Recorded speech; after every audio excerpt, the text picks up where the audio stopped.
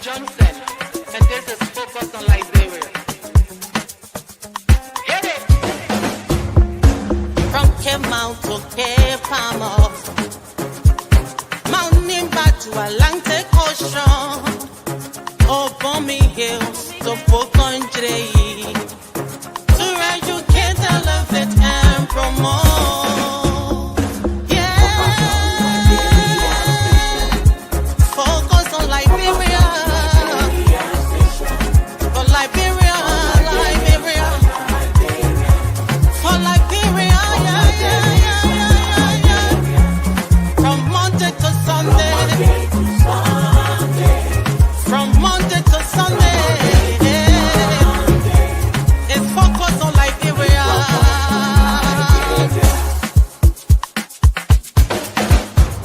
Talking about home affairs, hey, in diaspora, current affairs, reliable information, history, talking about culture, politics, education, entertainment,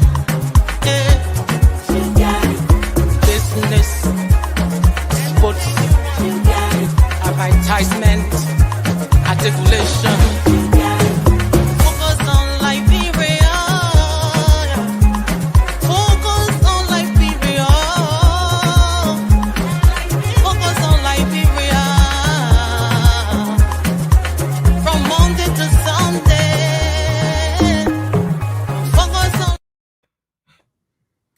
Hello, ladies and gentlemen, and welcome to Friday Night Debate on Focus on Liberia. My name is Dennis Jai, and we are broadcasting from Atlanta, Georgia. In tonight's edition of Friday Night Debate, we're going to be debating some pertinent issues. Number one, the lamentation of Sinoe Senator Creighton A. Duncan about the West, about IMF, about World Bank, and all the 9 years. Is my senator experiencing some come to Jesus movement? We will see. Also, the Samuel Tweh $6 million corruption case and other pending corruption cases. What does it say about President Bouaka and his administration's commitment to fighting corruption?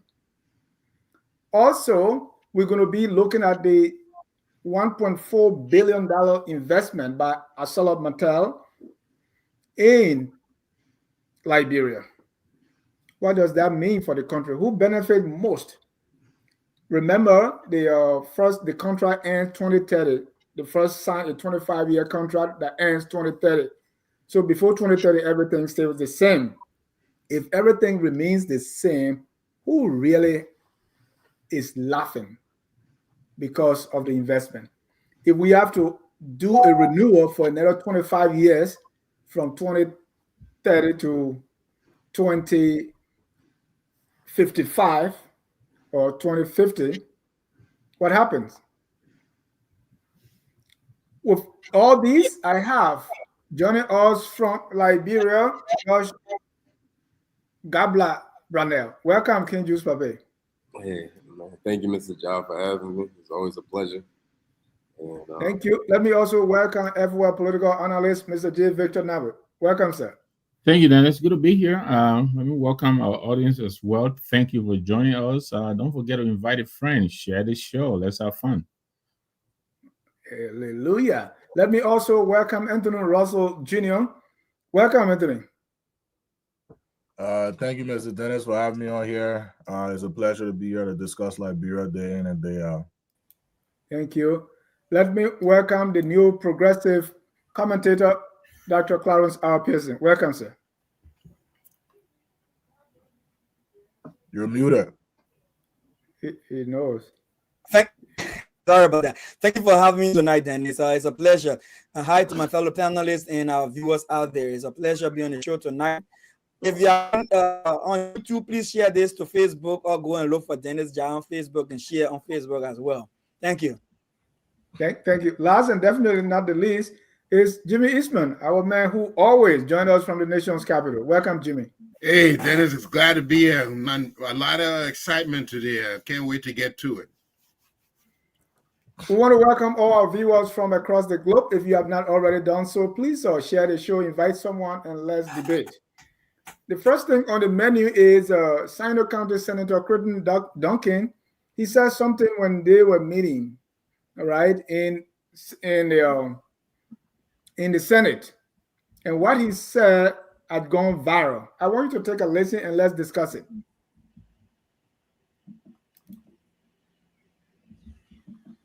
So what I want to tell you is, as politicians, to go back and remember some of those statements our fathers, basically our presidents, made.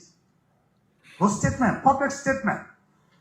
President Totman indicated that when he wanted to build the executive mansion, the Capitol building, and the Temple of Justice, the West, they said it was too expensive and it was not going to be done. Totman took on that initiative. Today we are sitting on the Capitol Hill. I want to be reminded about Samuel Doe. When Samuel Doe asked them to build our coastal highway, Samuel Doe said it publicly. They said it was too expensive. Then he asked them, when will it be cheaper? When every day prices are going up. I also want to remind you of Dr. Jones, the former governor of the Central Bank. When we were to to complete the building that Dr. Samuel Doe built for the Central Bank. They told the IMF, I was in that meeting as his chief of staff, they told him directly that it was not possible. We don't have that kind of money. And Dr. Jones defied them. And today we are proud of the Central Bank of Liberia. So what I'm telling you, Your Excellency, is that we should think about ourselves and what we want to do. We should begin looking at our resources, our diamond, our gold. We need to revisit the concessions. We need to put our feet down. Like the Central Bank, I was there for 7 years. Our Liberian dollar now has reached about $200 to $1 US. But we have the resources to back our currency. We just want little taxes in order to pay government workers, which doesn't even constitute 15% of our population, the government employees. But if any government pay government employees on time, everybody goes to bed.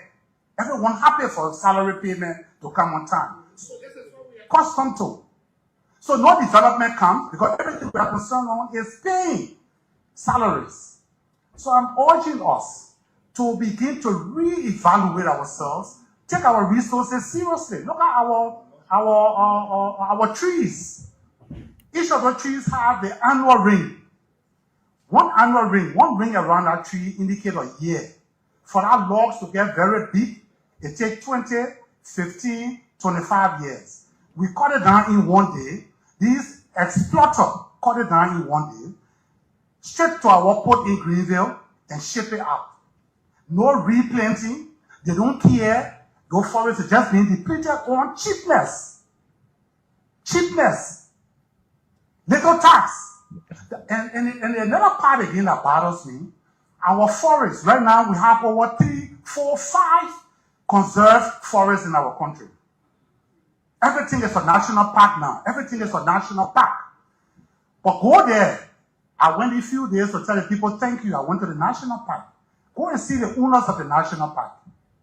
They're still living in their tight houses.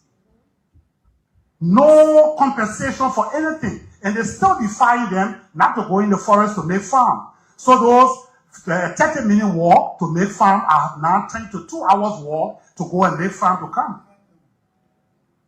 We must take our country into our hands and do not depend on the IMF and the World Bank.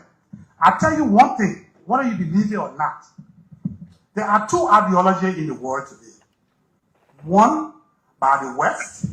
The West believes in playing with our mind, educating our mind, controlling our mind. And they use that through seminars.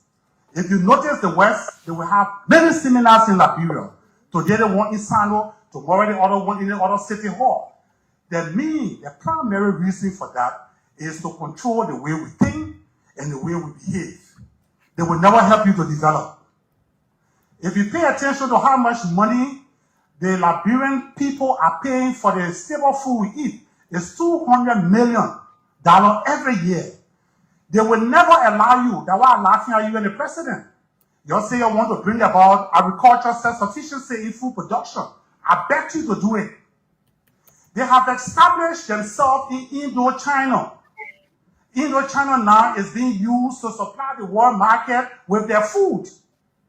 200 million, you will come and sit down and don't allow them to make a 200 million.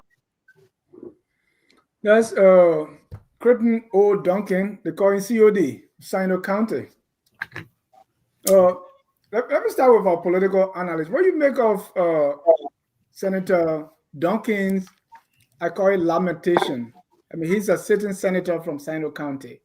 First of all, does he have a point here? I think he has a point in what he's saying, but I think he's conflicted. He's part of the problem. He's one of the reasons why we cannot be where we're supposed to be, because of people like his kind who are sucking out of our coffers the little money we should be putting to good use. The point he's making are very good. Think big, be bold. Yeah, we should be able to. We should do that. Challenge the future. How are we going to do that when people like him continue to increase his salary every budget year? How are we going to do that? Let him return the money he's making. Then we know he's really serious to spur us into action. The message is good. He's just a bad messenger. He's a bad example of who should be conveying that kind of message. Thank you, Mr. Brunel. You are on the ground in Liberia. Is that what people are talking? Is that how they talk? Is that how they see the West and the exploitation? And will they look towards Senator Duncan and others for salvation? You are muted, sir. Yeah, sorry. In all fairness, Senator Duncan's critiques are correct, but I don't feel like he's being genuine. And I noticed that he started having these talking points after we spoke about these issues on Focus on Liberia. So maybe he's a fan of the show and he's seeing an opportunity to politicize some of these issues. Because for one, he has a history of partnering with Chinese people in favor going with the favor going against the people of Sinoe as far as extraction of logs are concerned. When we're talking about concessions, there was a scandal during his tenure as representative where I believe he owned something like 10 or 12, but anyway, some percentage of this logging concession that was spearheaded by Chinese. So to hear him talking about the same logs being extracted and exported from the forest is crazy to me. So personally, I have an issue with government officials when they act as if they're in the know, but as Mr. Nagby said, they're actually part of the problem. So I would just love for us to have more genuine people speaking on these topics. I'm happy that he's at least spreading awareness through the speech, but sometimes, especially in Liberia, you do have to judge the messenger. So I'm listening to the message. I hear it loud and clear, but I don't necessarily agree with the person who's spreading the awareness. Should that matter? Yeah, it matters in this case because the guy's track record, right? So when did you start feeling like this? I mean, you obviously didn't feel like that as a representative, and you're in the government. So I mean, you speaking out, but y'all recording it, y'all posting it. As you stated, this is a viral moment. This is a trendy topic right now. No one was talking like this a few weeks ago. It's trending. So if he really feels like that, let's see the steps, the next steps he takes to put our country on the trajectory for sovereignty. But if he's just talking and is going nowhere, I don't agree with it. It's just a trendy topic for the time being. Jimmy, Senator Duncan served with Mill Jones when he was bank governor, the so-called poverty doctor. He served there as his chief of staff for many years. He was also representative in Sinoe County and now senator. As in your view, has he been consistent? Has he been talking like this? Or has he had some come to Jesus movement that you want to share with us that you know of? Some kumbaya movement. Let me look at the content of what he's saying. First of all, there was a lot of veracity, a lot of truth about what he said. But just like these two gentlemen that went before me, he has to exemplify it. You see, we can make it without the IMF and the World Bank assistance, but it is going to require dedication, persistence, and we're going to, they say tie your belt, but we're going to have to really have grit. Yeah. It's evident. All we have to do is invest in education and skills for the youth for tomorrow, leverage our natural and agricultural resources better than what we're doing. But this same Sinoe County has been deforesting for years now. At one point in time when Dole was the president, timber, the export of timber was our top income earner. It exceeded Bumply.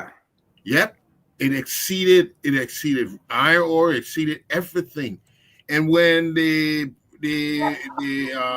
advisors came from the U.S., they didn't even open the books. They would deny them. Say, but wait a minute, this is your main income earner. We're here to advise you financially, and you say you're not even opening the books. We're not sincere. And that has been the problem. You talk in the game, but you can't just talk it. You got to talk the talk and walk the walk.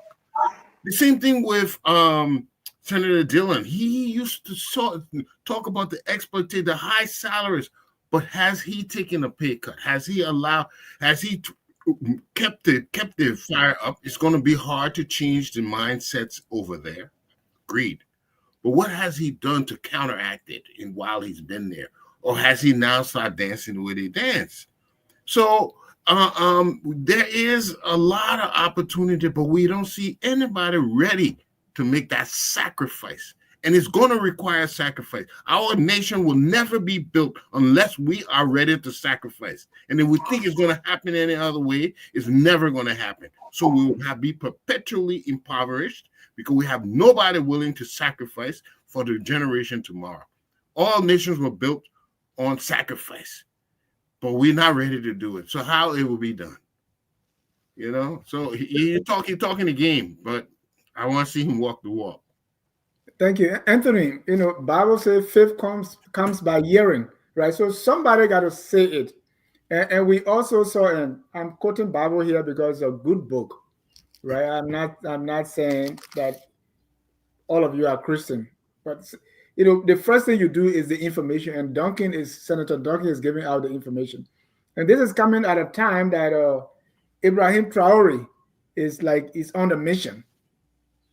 So do you believe that maybe this is a wake-up call that yes, all around us, we see what's happening in Burkina Faso. We see those guys on Focus on Liberia and what they've been saying. So it's time for me to tag along. Do you think this is what he's thinking? No, excuse me, and I'll support my no by asking Duncan a question. Is he ready to make the sacrifices? Is he? Because like all my panelists have said here, you can't come and this is the problem. Telling you what another problem is. We agree that these things exist. All of us on this show, we know about the IMF, we know about the World Bank, we know about the loans, the conditions that they gave these loans on, right? But you can't come and tell us when you are a part of the problem as well. What you should be telling us is the solution, right? How can we elected you because you told us or we viewed you as the solution? Why are you coming to tell us the problem? So I don't think that, he's trying to follow any trend of the Sahel states. You know, this it's just another form of talking that he's doing, that he's sitting down, someone's recording, and I guess it's going viral. I think the only people that don't know about the IMF and the World Bank are probably his other corrupt, counterparts that sit with him, and they reluctantly don't read these deals, these loans that they're taking, the concessions that's being signed, right? Because I personally don't believe that these guys read. But I'll stay on topic by saying, you know, this is another person that should be putting down, bringing bills to the legislature, the House of Legislature, right, and telling these guys, okay, this is a bill that I have on this table that I've concluded I understand about all these things that are going on with our concessions, with our IMF, with World Bank. Here is a bill for self-sufficiency. When you tell me you have a bill for self-sufficiency and your other representatives, I mean your other senators there, they're not backing you, then I can understand and be like, okay, maybe you're different. But he's not different. This man just talking. I can come here and talk about Christ and go, the next moment I can go sin. So it's nothing new for us to be surprised by.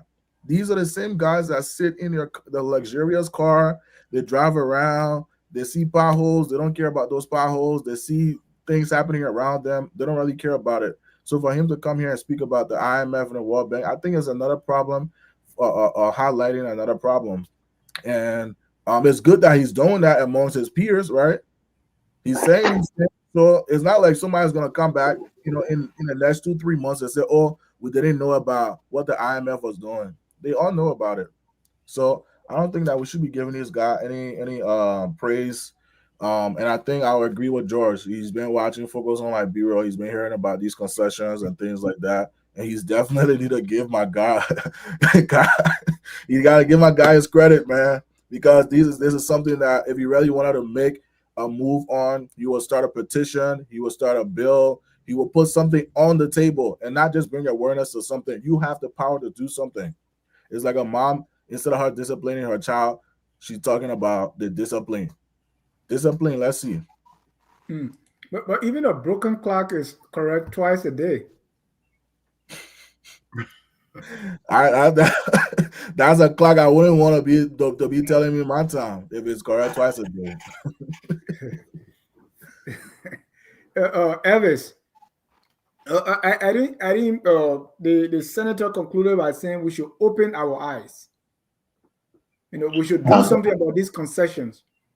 At some point I was hearing some hopelessness, some helplessness, because he's telling the president, perhaps the agriculture minister, say, "I bet you're not going to do it. You're not going to make Liberia self-sufficient because Tubber tried, and President Tubber tried, and he was killed." What is the senator, in your view, what is the senator proposing for us to do? All right. Thank you, Mr. Jar. And Dr. Pearson is in the back, so maybe you probably want to bring him on.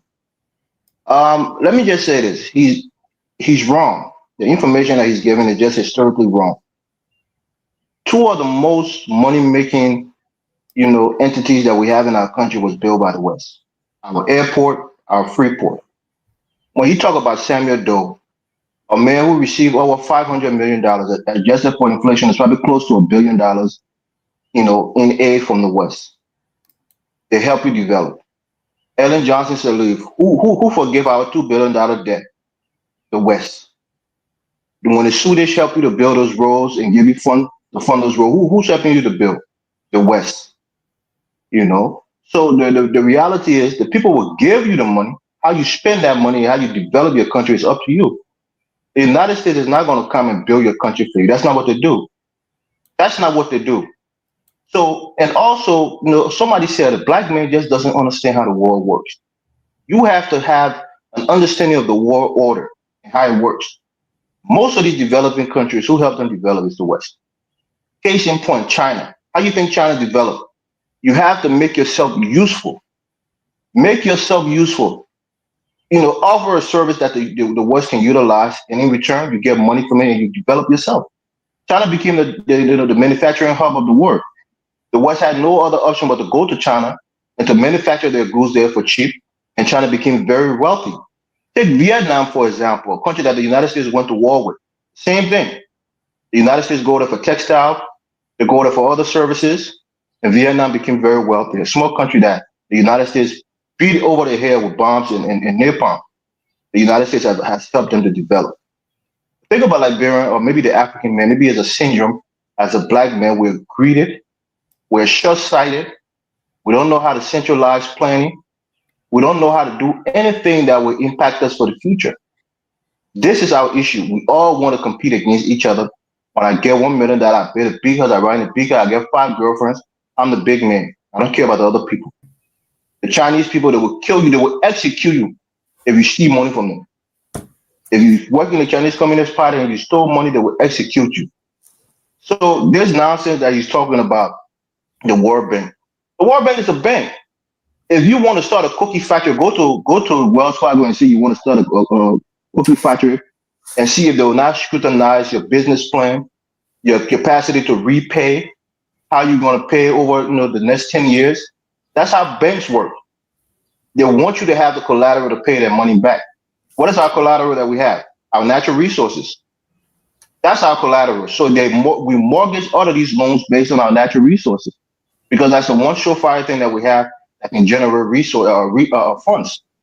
So when these guys who thinks like 12 years old and don't have a deep grasp on how the world economy works and what you need to do as a nation to build yourself up, I don't want to hear that nonsense because the reality is nation building, development is one of the most painful things you can do.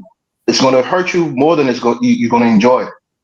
And most people who develop a nation never really gets to enjoy that nation until maybe the next generation comes along.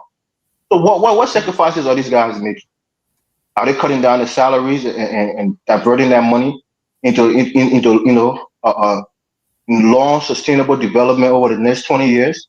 Have they identified a sector of our country to focus on and pump a lot of resources in, whether it's the education, whether it's the health, and say that, we have to sacrifice because in the next 20 years, we can build up this sector and it's going to benefit us in the long run? Are they doing anything? Of course not.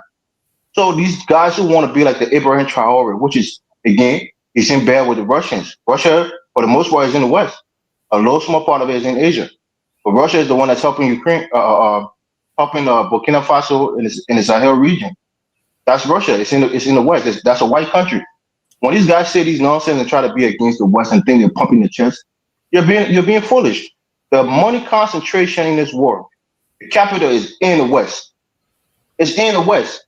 You can't generate money without being connected to the global monetary structure of the West. So how do you get that money to come into your country? You have to make yourself useful. Are we starting corporations that the West can utilize? Are we doing things that the West, that attract people, and investors from the West? Even ArcelorMittal, even though you see it's an Indian guy that owns that company, he's based in Britain. It's a British company. ArcelorMittal, the biggest taxpayer to us is somebody that's doing business in the West. That's a British citizen. So this nonsense this guy was talking about, he's uninformed. And second of all, the reality as Black people, we need to understand how countries are built.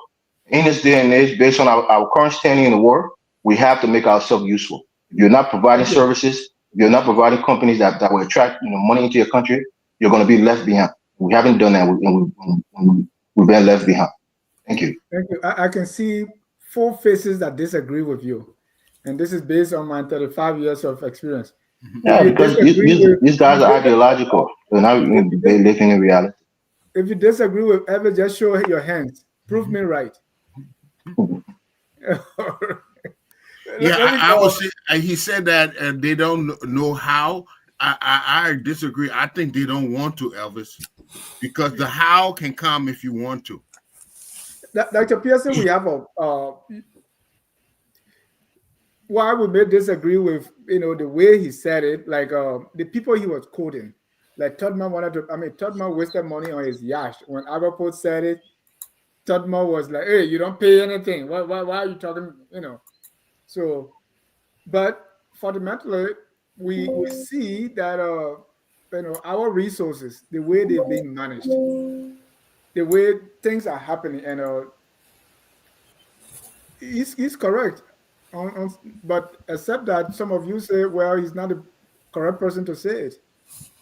What's your take, Dr. Pearson? Dennis, I'm writing called Africa Will Rise. That came from the backdrop of many of the talks we've been having about our dependency on the United States and on other international structures. I'm surprised, or I should say I'm shocked with some of the information I'm gathering from my research for that book.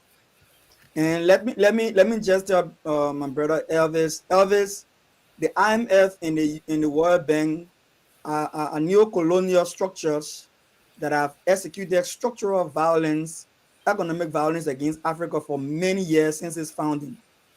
And they have policies that are more favorable to Western nations, especially the big countries. And it will surprise you to note that they have lent or loaned money to America in huge amount, more than even Liberia has benefited all the years the United Nations or IMF or World Bank has existed. Please look it up. Just for our own education, just look it up. You don't have to agree with me. Just look it up. Even both the IMF and the World Bank separately have loaned monies to the United States of America on several occasions. And I think Liberia shouldn't be an exception. If you look at our ties with America, especially our historical ties and foreign diplomacy and whatever the case is, Israel alone received billions of dollars from America because of the geopolitical ties. So I don't see why Liberia cannot do the same based on our relationship with America. Do I support our over dependency? No. Do I want Liberia to be self-sufficient in so many things and self-reliant on a lot of fronts? Yes, because that is one of the pathways to become a successful nation. But does that mean to say I want Liberia to be isolated from the rest of the world so that we say we can do without them? I would say no. I personally listened to that video that my brother referenced. I saw the video with President Tweh talking. In context, President Tweh was soliciting support for the development of Liberia. In as much as Liberia has some resources, no country developed independent of other outside resources. So he was looking for additional support. Not that he didn't have anything to begin with. I agree with Dennis also. There are ways in our country that we can control, we can put under control. But does that mean to say we don't need outside assistance? I would say no. Now, let me go to the honorable man. You know, when I come on this radio and leave my wife downstairs and she vexed with me, my man, how many times you spend with Dennis Jah on Focus on Liberia and you deny my own quality time with me? It's because I'm hoping that there will be change in Liberia. And so when I see someone in the legislature, after I've hurt my head and stretched my vein on this platform, when I see a change in the mindset of an individual, if I see a difference in how they are speaking on the floor or in meetings that involve other stakeholders that can change situation in Liberia, I'm hopeful.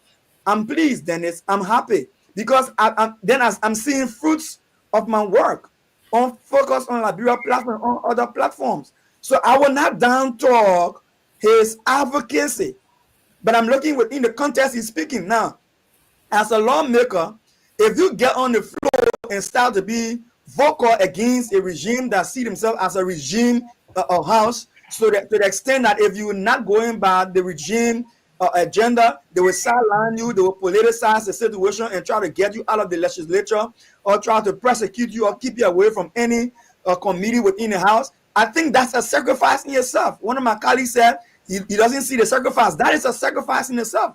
Because just by speaking out, you put yourself in the limelight, in the spotlight to be prosecuted for what you are saying. You could get isolated and you will not even push your constituents' agenda in the house. So let us be sensitive to all of the different dynamics that are happening in the development of our politics, so that we don't try to build new verses and change minds and attitude, but at the same time we castigate those who minds and attitudes that we are changing. And that was just my perspective on the issue to begin with, Dennis. Thank you. Let me go to our sustainable development coach, Pastor S.T. Salif. Pastor, say what anybody want to say, but you believe in repentance. And it looks like Senator Duncan is showing fruits of repentance. What's your take? I think that's just a charade. The Bible tells us when John the Baptist was baptized in the book of Mark, the Bible said the Jews came to him to be baptized. The first thing he challenged them was, if you say you want to be baptized, you're truly sorry, he said, bring fruit worthy of repentance. So repentance is just not, oh, something I say. You got to show the fruit for that. You got to show the seriousness. What that senator was doing for me, it was just a charade. That's one of the shenanigans that they pull on the Liberian people. He's a senator. What do senators do? The legislature, what is their function? Briefly, they are supposed to make laws, and in making laws, that means somebody writes a bill and send the bill. It goes to committee. They discuss it in committee. They vote on the bill. They bring it to the floor and they vote on it, and then they pass it, and they send it up. Maybe based on where the bill originated from to the House, they do theirs. They put it on the desk of the president, and the president signs it into law. The man is a senator, for crying out loud. He's a senator. Was he discussing a bill? Did somebody write a bill that something like that appear in that maybe they were discussing? He's just sitting there running his mouth. If he means it, he should put it in the bill and put it on the floor that these are some of the changes we're supposed to be making in the country, not to sit there to waste our time. Their entire job, the reason they are paid, is to write laws that will prevent these kind of things happening. If we go to the IMF, we go somewhere, we borrow money, this is how we have to use the money so that future generation doesn't just suffer under the burden of that bill, but they should benefit something from that money we borrow. So these are laws. I think I can write this bill and convince some of my friends to get on board so we can pass this bill. This bill can pass. Those are the things he should be doing. I don't even know what the nature of that discussion they were doing was, that he just stood there and started, spewing empty words. He's a senator. Let him put a bill on the floor that will protect Liberia's wastage, that will protect Liberia from the gross mismanagement, that will protect Liberia from the misrule. He shouldn't tell us, oh, what we could do. That's why he was elected.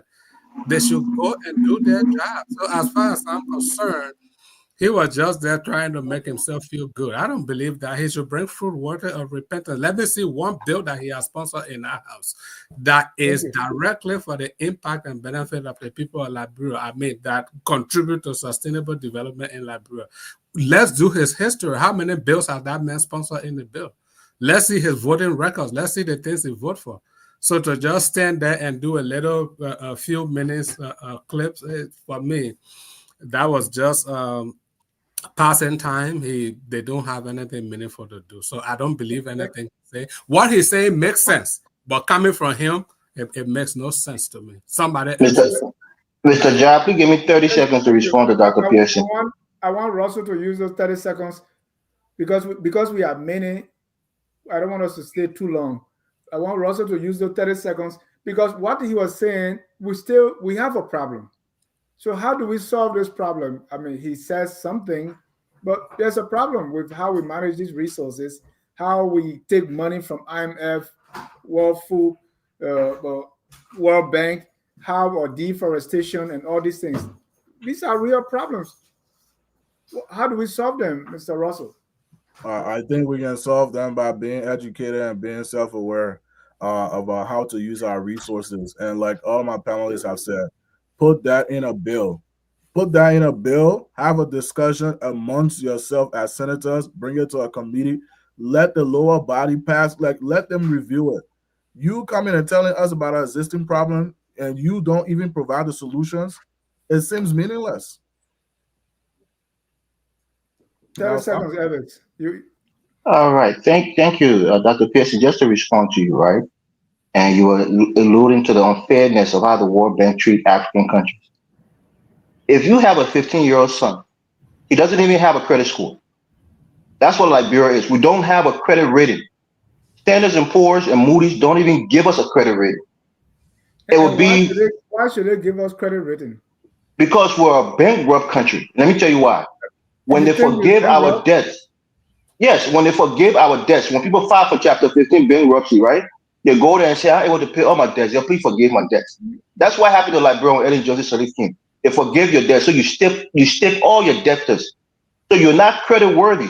So when you go to a bank and you file for Chapter 15 bankruptcy, what I'm trying to tell you is, based on the banking system, they're not going to extend credit to you if they don't think you have the capacity to repay that loan. And they're going to put stringent. they're going to put stringent restrictions on you to make sure that they recoup their money. These are banks. These are not philanthropic agency that's there to help you just for the sake of doing good. They want their money back.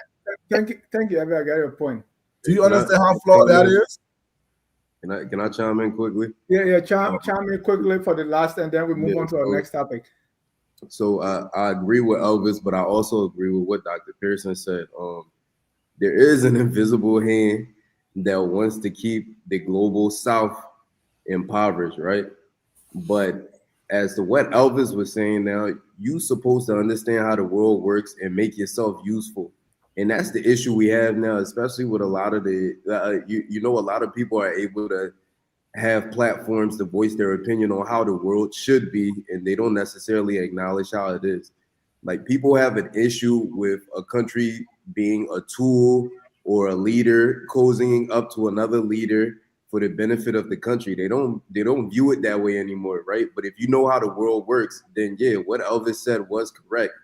At the same time, what Mr. Pearson is saying is also correct, because when we look at the share of knowledge, expertise transfer, when development does hit the continent or whatever, we don't have the same advantage that if an ArcelorMittal, for instance, was to go and do business in a European country, as far as the level of training or the knowledge that they will leave on the ground, so that when after the agreement is finished, that country will be able to continue doing the same work. We don't necessarily get those privileges in the global South. So we need to learn how to be used. Like most of our past presidents in this country knew how to be used. It sounds bad, but when you look at Tubman, for instance, people will say, oh, he was this, he was that, but he knew how to play politics. Then you look at Tolbert, he didn't know how to play politics. It led to an assassination. Doe also didn't know how to play politics, so it led to him being assassinated as well. But historically, around the world, when you look at longevity and long-lasting presidents, there are people who understand how the world works, and they know who to have an open door policy with. Thank you.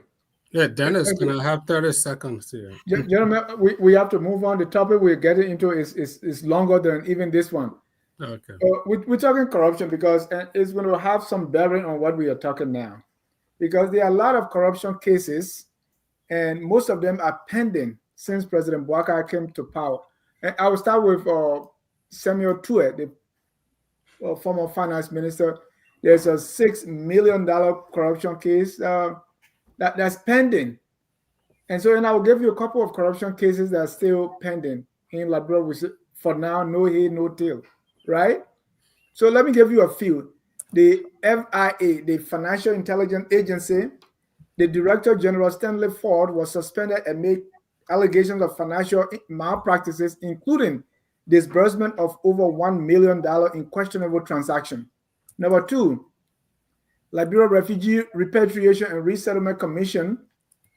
3 senior officials, including the executive director, Patrick Wozie, were suspended due to allegations of financial misconduct involving millions of dollars meant for refugee support programs.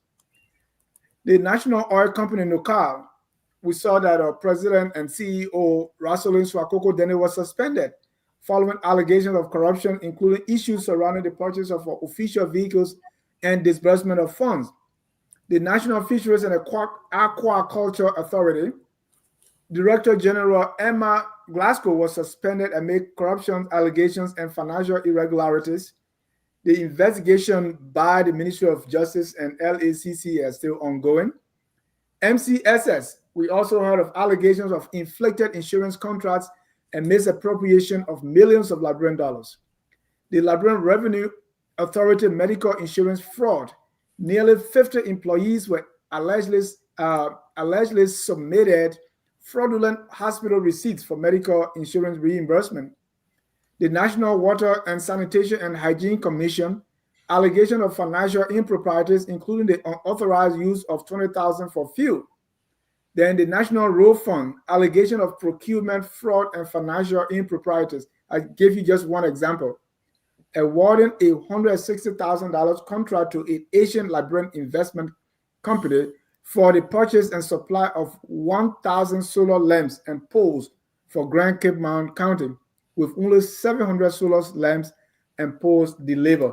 These are all cases of corruption that is still not being resolved, Right. Dr. Pearson, what does that say? You know, you may look at it two ways. The government is committed to corruption, so at least these things have been started. The LACC and sometimes the Justice Ministry, people are investigating. This is a good sign, isn't it? Then let me make a controversial opening.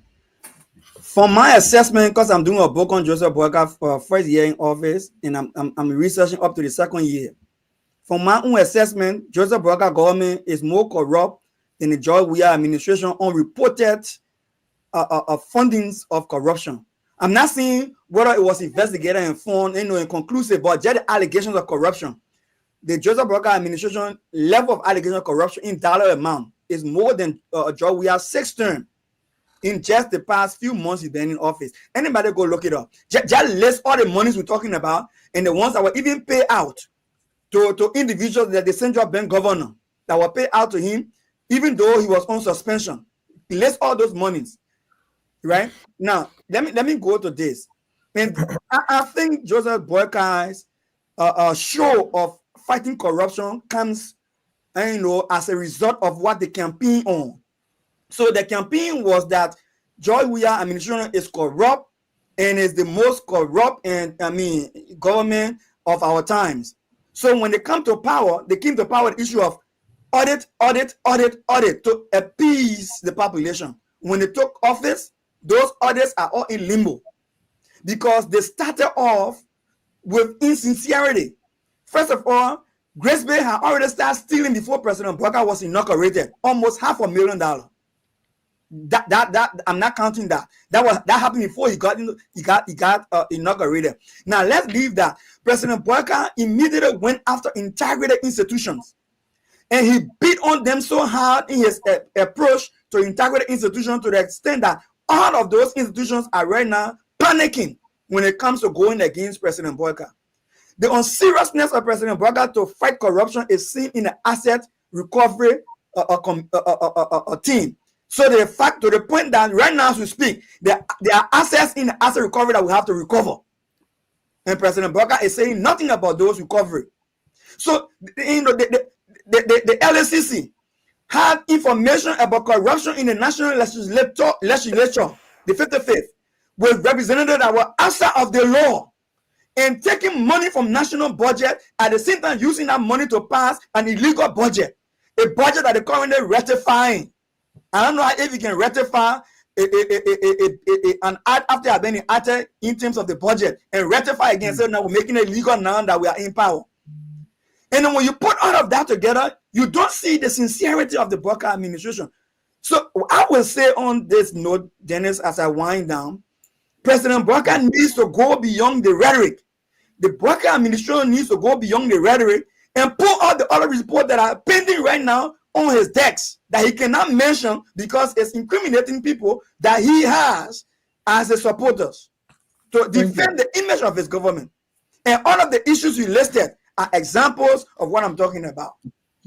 Thank you. Victor, I'm coming to you. And let me add also that the former governor of the CBA, Aloysius Talu, was suspended over allegations of corruption and financial irregularities, including exceeding approved expenditure limit by 19.31 million between 2018 and 2022. Someone will say at least these investigations have been started. Will you say, will you give a president a pass on this one? A pass on what? Started investigating corruption. Some will ignore. I mean, if you take the grandstanding into consideration, yes. I mean, there are lots of cases that have been cropping up, and the point Dr. Pearson is making, I disagree with him in some part. I think the volume of reporting, the cases of corruption that have been reported under the Boyka government, yes, they surpass all of the cases reported under the Weah government, but the magnitude of the corruption under Weah look, you're talking the first 3 months, $100 million disappeared from the National Bank under Weah. $100 million, right? followed by another 25 million mop up. And then we'll talk about all the money Koji and other people were streaming in. So I disagree with him on that. But I agree with him, the volume of reportage in the press.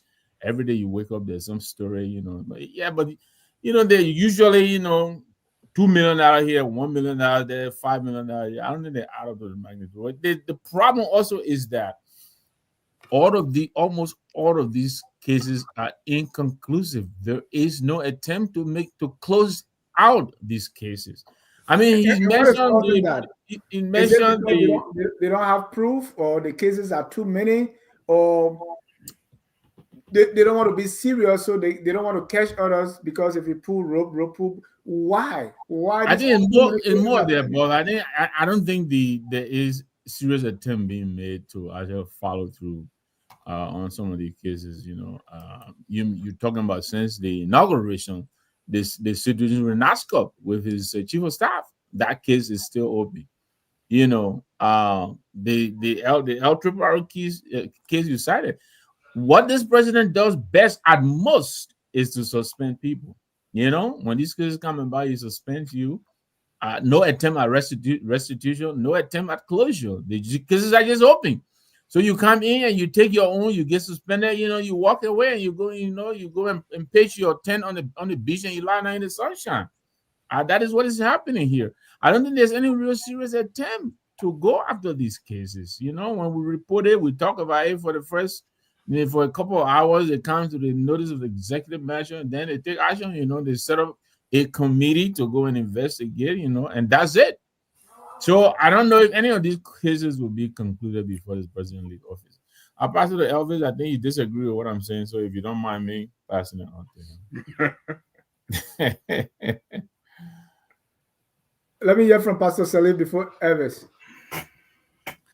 Thank you, Dennis. Again, I will begin. Pastor Salif, all these pending cases, and sometimes most of these cases are, from the previous administration, that those, the CBL governor, fisheries, and all that. I think we have just few with Nokal looking at, and then if you cannot prosecute Samuel Tweh, somebody told me, say, who else can you prosecute? Simple. Let me just read this. It is Ecclesiastes chapter 8 and verse 11. I'll read it in two translations quickly. In the New International Version, it says, when a sentence for a crime is not quickly carried out, people's hearts are filled with schemes to do wrong. In the New Living Translations, it says, when a crime is not punished quickly, people feel it is safe to do wrong. So that's what we're seeing in Liberia. In the first place, I don't take any of the JMB administration, I don't take it serious for any reason. Just for the fact that Talu from the central bank, from 2018 to 2022, all that money that since the investigation is inconclusive for now, I would say allegedly embezzled or mismanaged whatever he did. And then you bring the same man back to come and work when that man should even be sitting in prison or somewhere. It tells me you're not serious. How the song starts tells you how it ends. So JMB is not serious in fighting crime. If he was serious in fighting crime, I have said on this show from day one, JMB will have shown us that a new sheriff was in town right from the inauguration. His own party chairman openly confessed that yes, the inaugural money, they said everybody couldn't come to Monrovia, let all the districts do their own celebration. He cut $5,000 from each district. I don't know how many districts there were. And he said, yeah, he took the money. What did he do with the money? He didn't tell us. And that guy went scot-free. And that is the party chairman. Miata family, all that money, they spent almost $1 million, 600 and something for that sham inauguration that we saw there. And there was no accountability for it. I knew there would be no accountability in the JMB administration. So all this, we're going into 2 years. We can't see any conclusion or any of the investigations. So where is it going to? So I don't, until I see something happen, I'm not going to trust JMB for fighting corruption. I think he's also becoming the swamp. He's part of the corrupt scheme. The people all around him, that are accused of certain things, if he can really hold them accountable, then I would. Suspension is not enough. Suspension without investigation and accountability is not enough. You can't just suspend somebody and tell them go home. That means you've not even taken care of the crime. Suspension could be a first step, but then it should follow by a robust investigation and accountability. And if the person is found guilty, then some punishment. People cannot just do things and get off scot-free, like Victor Namwe say. Then they just go sit on some beach in the sunshine and say, "Oh, don't mind the foolish people. I did what I did." It's not serious.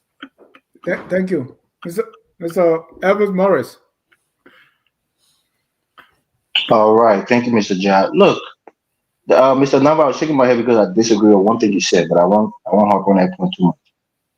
Everybody is saying what I'm thinking. President Boyka is, I will use a Bible verse, and I'm not, it's like the guy who got a speck in his eye and you worry about him more than the beam that's coming out of your own eye.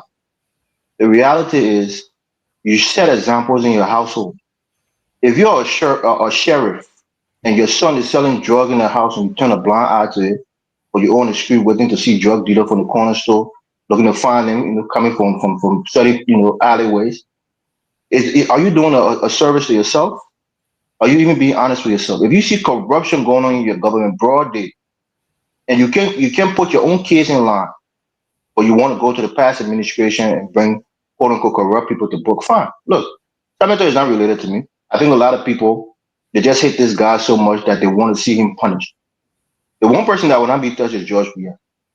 The one person that will not be prosecuted is George Weah. So all the people who hate George Weah and think you get into him by putting Samuel Tweh in jail, or putting people who work in his government in jail, it doesn't really matter. The key here is, if you take money from the central bank to buy cars, something like $300,000, and those cars are not deemed useless, and the president take another $1 million+ to buy more cars, is Joseph Boyka a good steward of our country's, our treasury? Is he? A man who said they squander billions. Squander, when really means they stole it. They stole those monies that they squandered. Joseph Boyka and his administration has shown that they're corrupt. You see people, selling passes to foreigners who shouldn't have, these work permits. You see the Minister of Public Work taking millions of dollars and having nothing to show for it. You see corruption going on in his administration, and just suspend these people. You see him not respecting the rule of law. You see his Attorney General misinterpreting the Supreme Court. Who is the Solicitor General right now of the Republic of Liberia? Who can bring these cases based on the merits and bring them to trial? This has been a witch hunt. These are things that President Boyka went out to tell us, that I call you to eat, then you ask him who ordered him in the bowl. This is a man who's telling you that he's already corrupt, and his hand is in the honey pot of Liberia, and he's calling other people to put their hand in that honey pot. So nobody should look at him as an advocate for justice. He is not. I don't care. He can go investigate all the last citizens, put them in jail. It doesn't matter to me. Because most of these people, their small mindset is that when you put citizens in jail, they'll make the citizens, the people who support citizens, will make them bad. Mr. Boyka himself is inherently corrupt.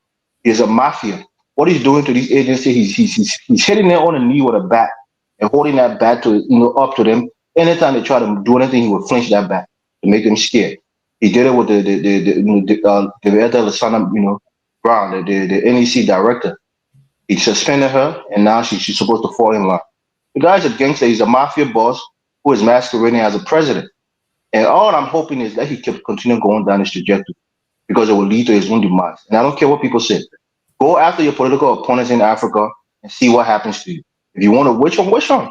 It will be at your own detriment.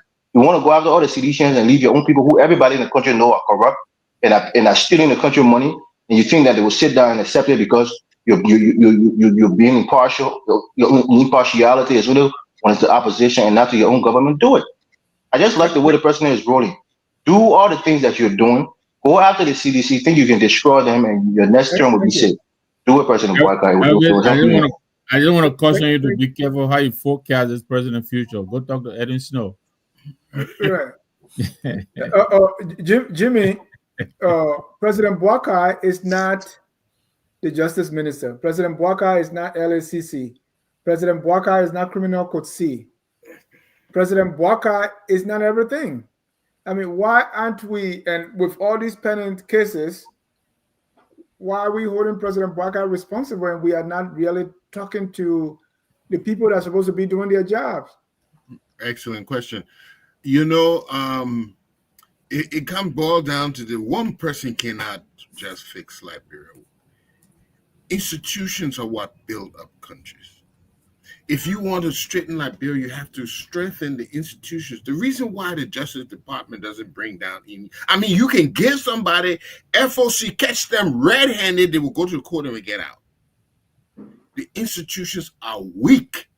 We have weak institutions, either because they've been compromised by corrupt leaders, executives, or those in charge, or because they have people there that do not know the job.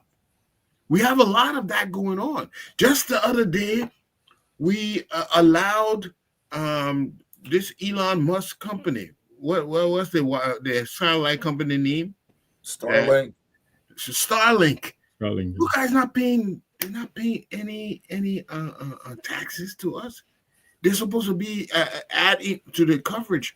But because you have somebody that doesn't know anything about that arena, he doesn't know how to advise and strategically put that, elevate that industry, they let any kind of thing happen. So if we're going to ever fix Liberia, it's not going to be one person, because that one person will still have to use the institutions to do it. You have to fortify your institutions, make them independent, make them able that when you go to sleep, you don't have to worry about Justice Minister not getting it right, about LACC not getting it right, about the EPA not getting it right. These institutions are become professional. They know what to do. And when they perform, as soon as they misperform, you replace them immediately. But we're not doing it scientifically. And it doesn't happen. That's why I started off the initial. I said, do we really have the will to do this? Because it's going to require a sacrifice. It's going to require something hard to do. It's hard to build, to bring a third world country back up to a medium wage. It's very difficult. And these guys, when they encounter it, they say, "Oh wow, this thing, you know what? Let me get what I can get." And I want to say these are dog whistles. When somebody say, "I call you to eat," and will you asking who ain't a bull? Those are dog whistles that Liberians need to wake up. I'm telling you, those are dog whistles about corruption. You know, and if we're gonna just sit down, you know, our people are so used to these things going on, they think that's the norm, and it's not the norm. We have to get out of this quagmire we find ourselves in, where mediocrity, corruption rules the day. When we're going to get it, I don't know, but I beginning to get a towel. We need a different kind of system, because this system isn't working for us. Thank you, Mr. Brunel. Corruption. Can I start? And a lot of these cases are pending. They said give the Liberian people hope that you know, new corruption cases will happen and they will be prosecuted in a timely fashion. Can I ask Mr. Pearson a question first? Yeah, you sure.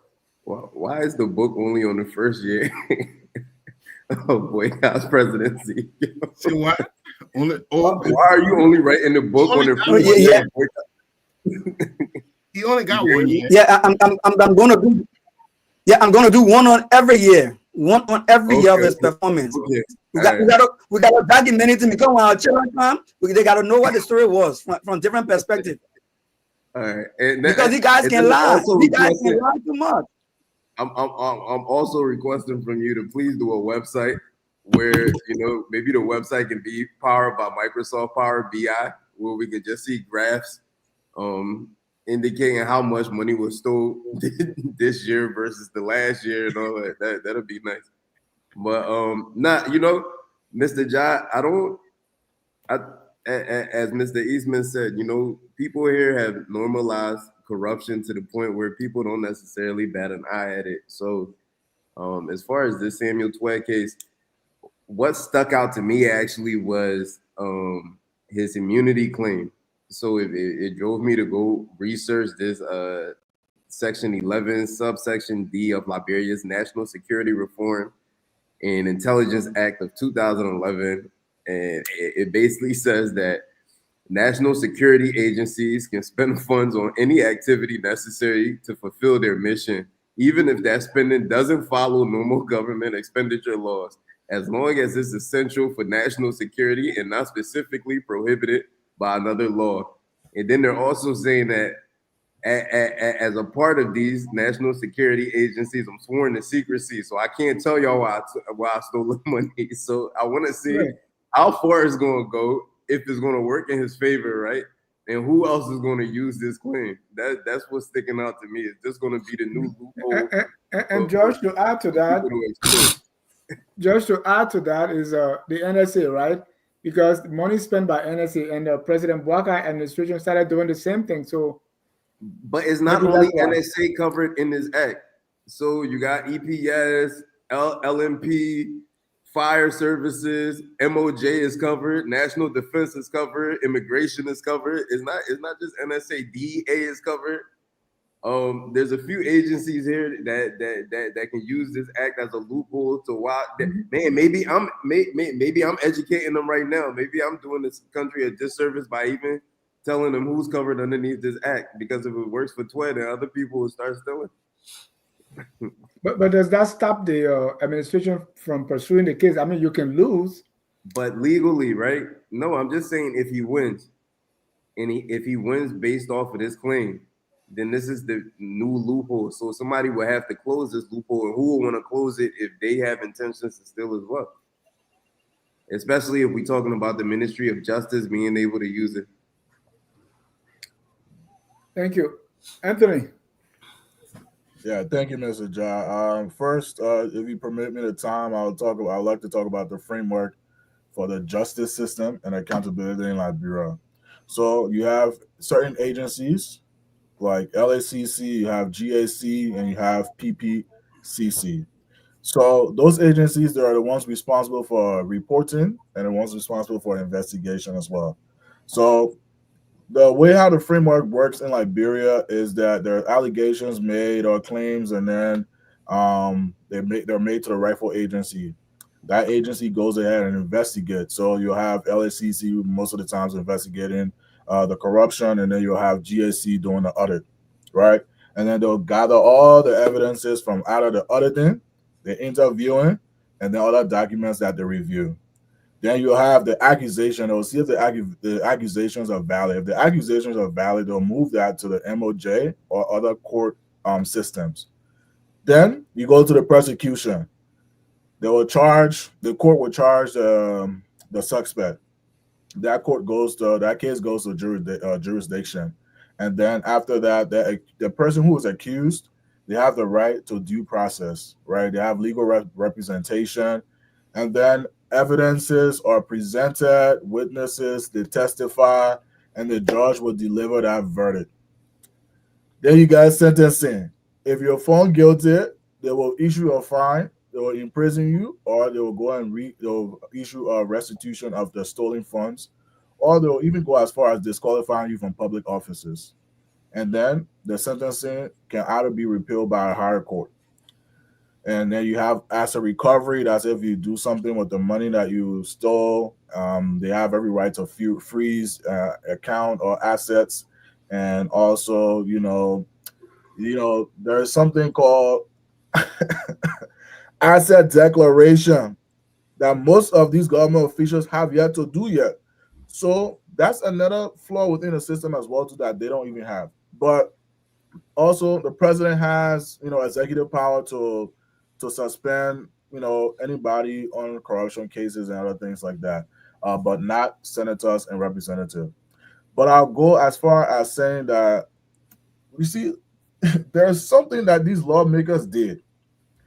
They put in a statute of something. I think it's called limitation, right? So if you steal, depending on the crime, I mean, or not if you steal, but depending on the crimes that you commit, there are a certain amount of years you have before you can prosecute them. If those years passed, the law does not work at all again. It doesn't work pertaining to them. Like you cannot bring that court, you cannot bring that case back. That case is done.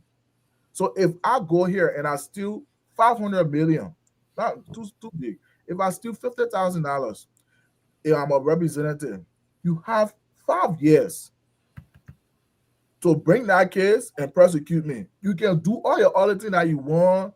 You can go and make news. You take my name. They can censure me in America. If the Liberian government does not prosecute me after that 5 years, it's like I'm a free man. So all these things, right? The system, the justice system that I just listed, the framework, it is supposed to be working. Well, you ask a question. The reason why you see these cases, all these other things will come up and nothing will come out of it is because they're waiting for that years. Soon as that 4 or 5 years come, that law, that case means nothing in that court. So now it's almost like you see these guys, they are working together. Because why is it that it's I don't know which law is that you're reading, but I'll reference it. okay. Why is it that it's taking so long? And somebody can probably help me out. Why is it that it's taking so long for these guys to prosecute somebody that stole money? The evidence is there, audits are there. Why are you taking so long? The question you they want to drag their foot so that when I know, oh, Mr. Dennis, you remember I helped you with that $50,000 you stole and I didn't prosecute you on time and I stuff fast. So when my time comes for me to steal money too, I want you to turn a blind eye to that. That's why you are working. But I'll go ahead and I'll reference the law. Hold on. Thank you. We're going to be joined by Donald Charles of Liberian descent, who's running for governor of Virginia. But before Daniel comes on, I want to play you a little clip of Donald Charles. Hi, I'm Donna Charles. I'm running for governor of Virginia, and I'm running as an independent. Before I share why I'm running and where I stand on the issues that you care about, let me introduce myself.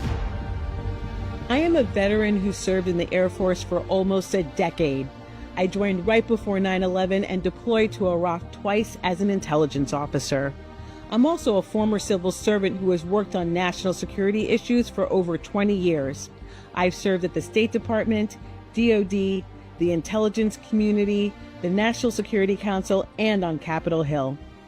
I pledge an oath to support and defend the Constitution of the United States, an oath that I carried with me while protecting my fellow Americans at home and abroad. I'm running for governor because I live for public service and love Virginia, the place I called home after leaving active duty. And I'm running as an independent because I believe we all deserve a real choice in November. Remember, folks, none of the candidates for governor will face a primary before elections in November. So, once again, your party did not let you decide who should be the nominee.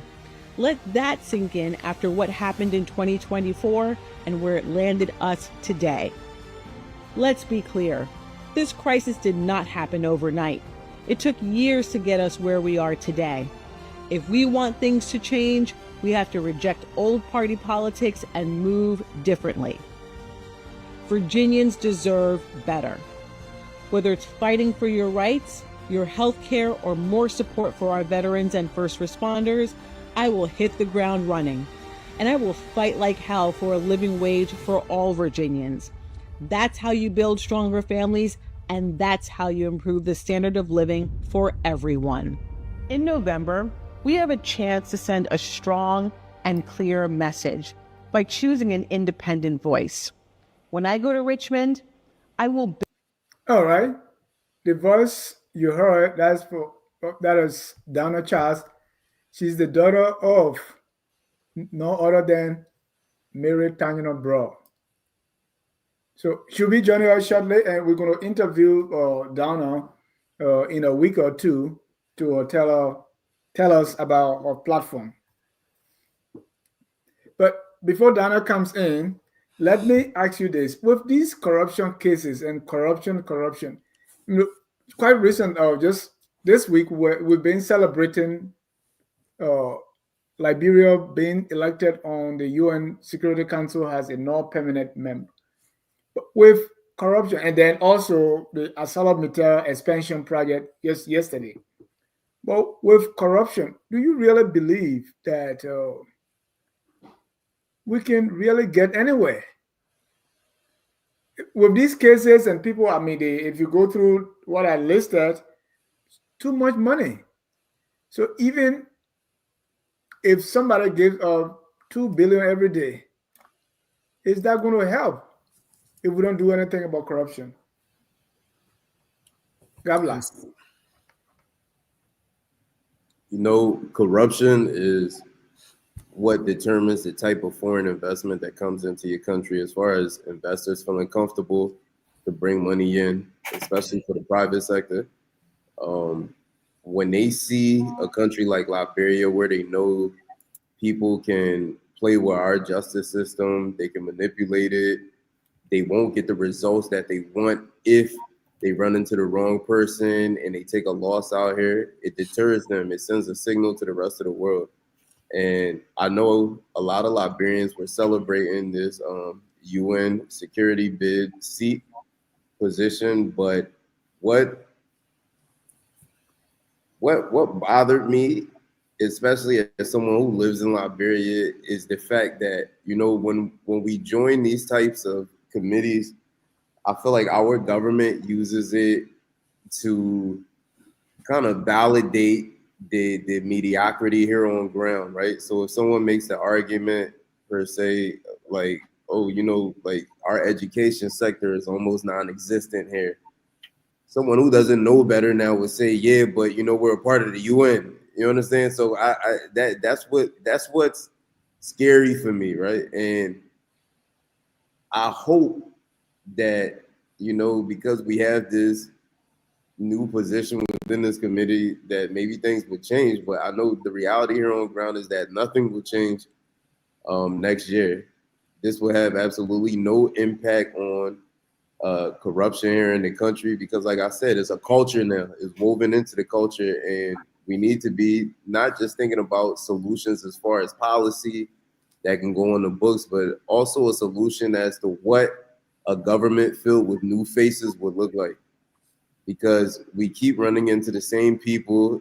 The people don't necessarily have love for the country, and it's just their opportunity to eat. Anytime we put someone new there, is their opportunity for them to grab what they can for their family and their friends. So we need to we need to start reaching into a new human capital pool and see how we can actually change our country around, because nothing good will ever come out of this country if we nip the corruption in the butt, and that comes from new faces. We just need to change every single person who's involved in government.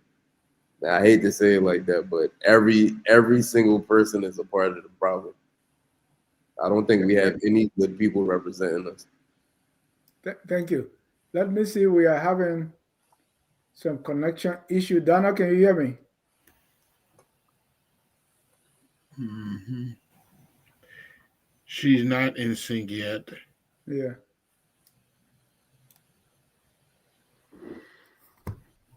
Victor, corruption and everything else.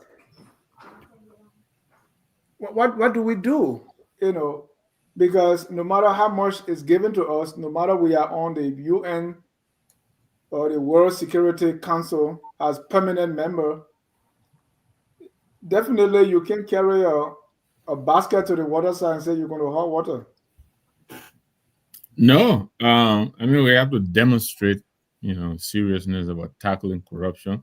We started the show with I think Elvis talking about our sovereign credit rating, why we don't have any, because we're not credit worthy. We don't pay our debt. But more than that, we don't. The way we manage our resources really is is, I think, what the major problem is. I think the resources we have, we may not have a lot, but if managed well, I think we could do a lot. And I think this is where I was saying I disagree with the senator whose clip we opened with, Senator Duncan, because he's part of the people who are pillaging the coffers, and expanding our resources in a fashion that doesn't help us. So corruption is a menace, is a cancer, and we have to tackle it with the seriousness that it deserves. Um, we were talking about the level of corruption in the previous government, this government, and we were talking about the level almost every day under this government. There's some story in the press about corruption. If it is not MCSS, it is in Monroe City Hall. If it is not LRRC, it is it is all over the place. But there seems really not to be a concerted effort to go after any of these. After a little while, the president will suspend somebody, and that would be it.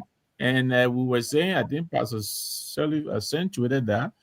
The people know that the result is already predetermined, so they don't care. They go ahead.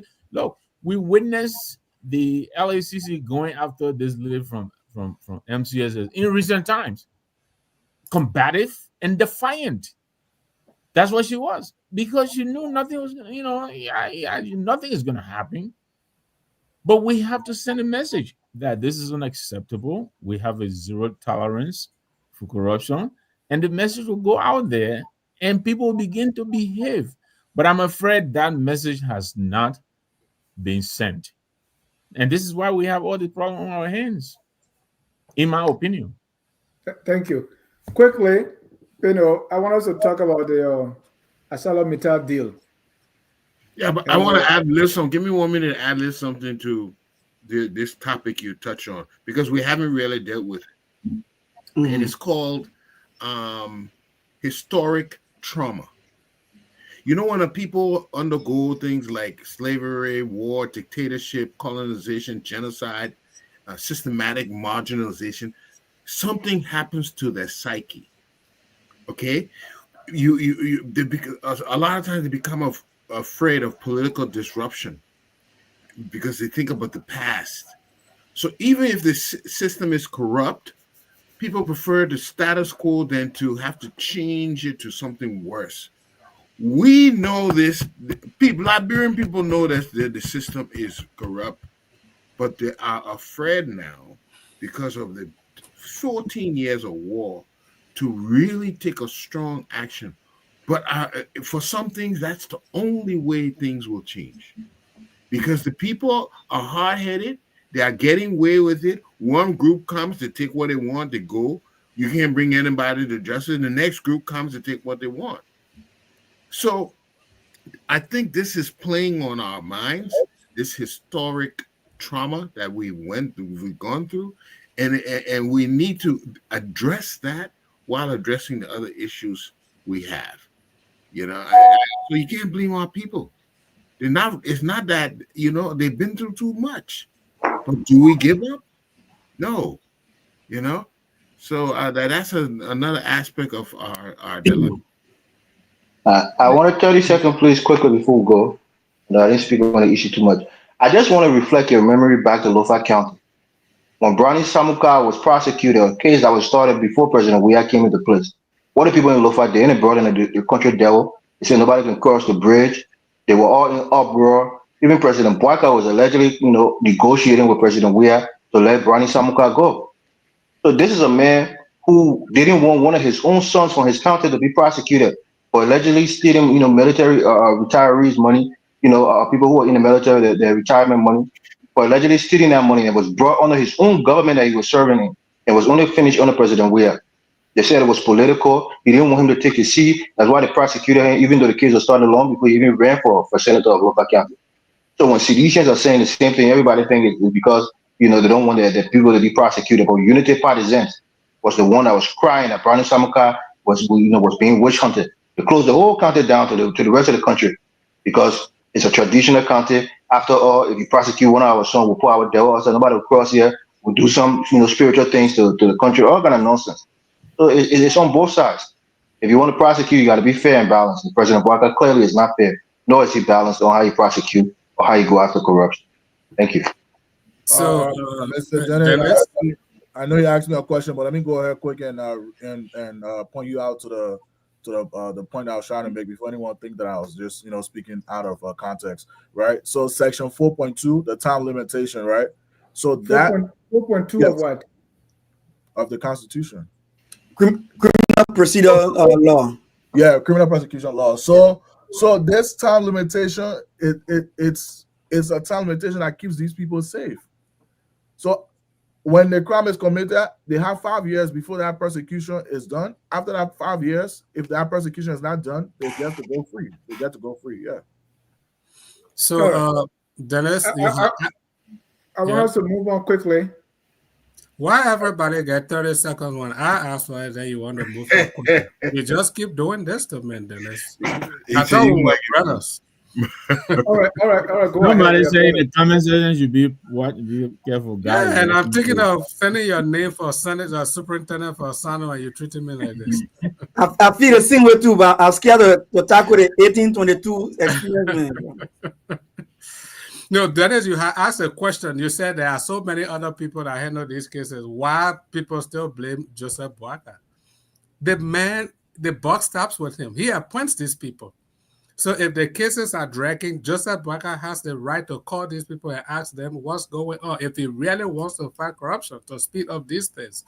2, Joseph Boakai is just taking his lead out of his former boss, playboy Ellen Johnson Sirleaf. When it comes to this non-permanent seat on the Security Council, these people failed back home and they just want international accolades. Okay, Ellen was one of the worst presidents Liberia ever had, but she was a darling of the international community. She would do anything to please them. There are other poor countries, worse countries, human rights violation country in Africa that also held that seat. I took my time. I went through a year by year how many times certain countries held those seats in Africa. It's not like when we get a seat on that Security Council, then everything in Liberia will change. Nothing's going to change. In fact, we will even spend more money to maintain the staff on those seats. So they're just trying to be accepted in the international community while at home they are failing. So that's the reason they're pushing for all that. Remember, George Weah and his administration started that when they were performing woefully at home. They just needed to be accepted in the international community. So all of that it does not address corruption in Liberia. They sit on our Security Council. It does not address the poverty, the mismanagement, and the misrule. It does not address any of that back home. Thank you for the opportunity, sir. I can do my 30 seconds too? Yes, sir. So, Dennis, this is for your audience.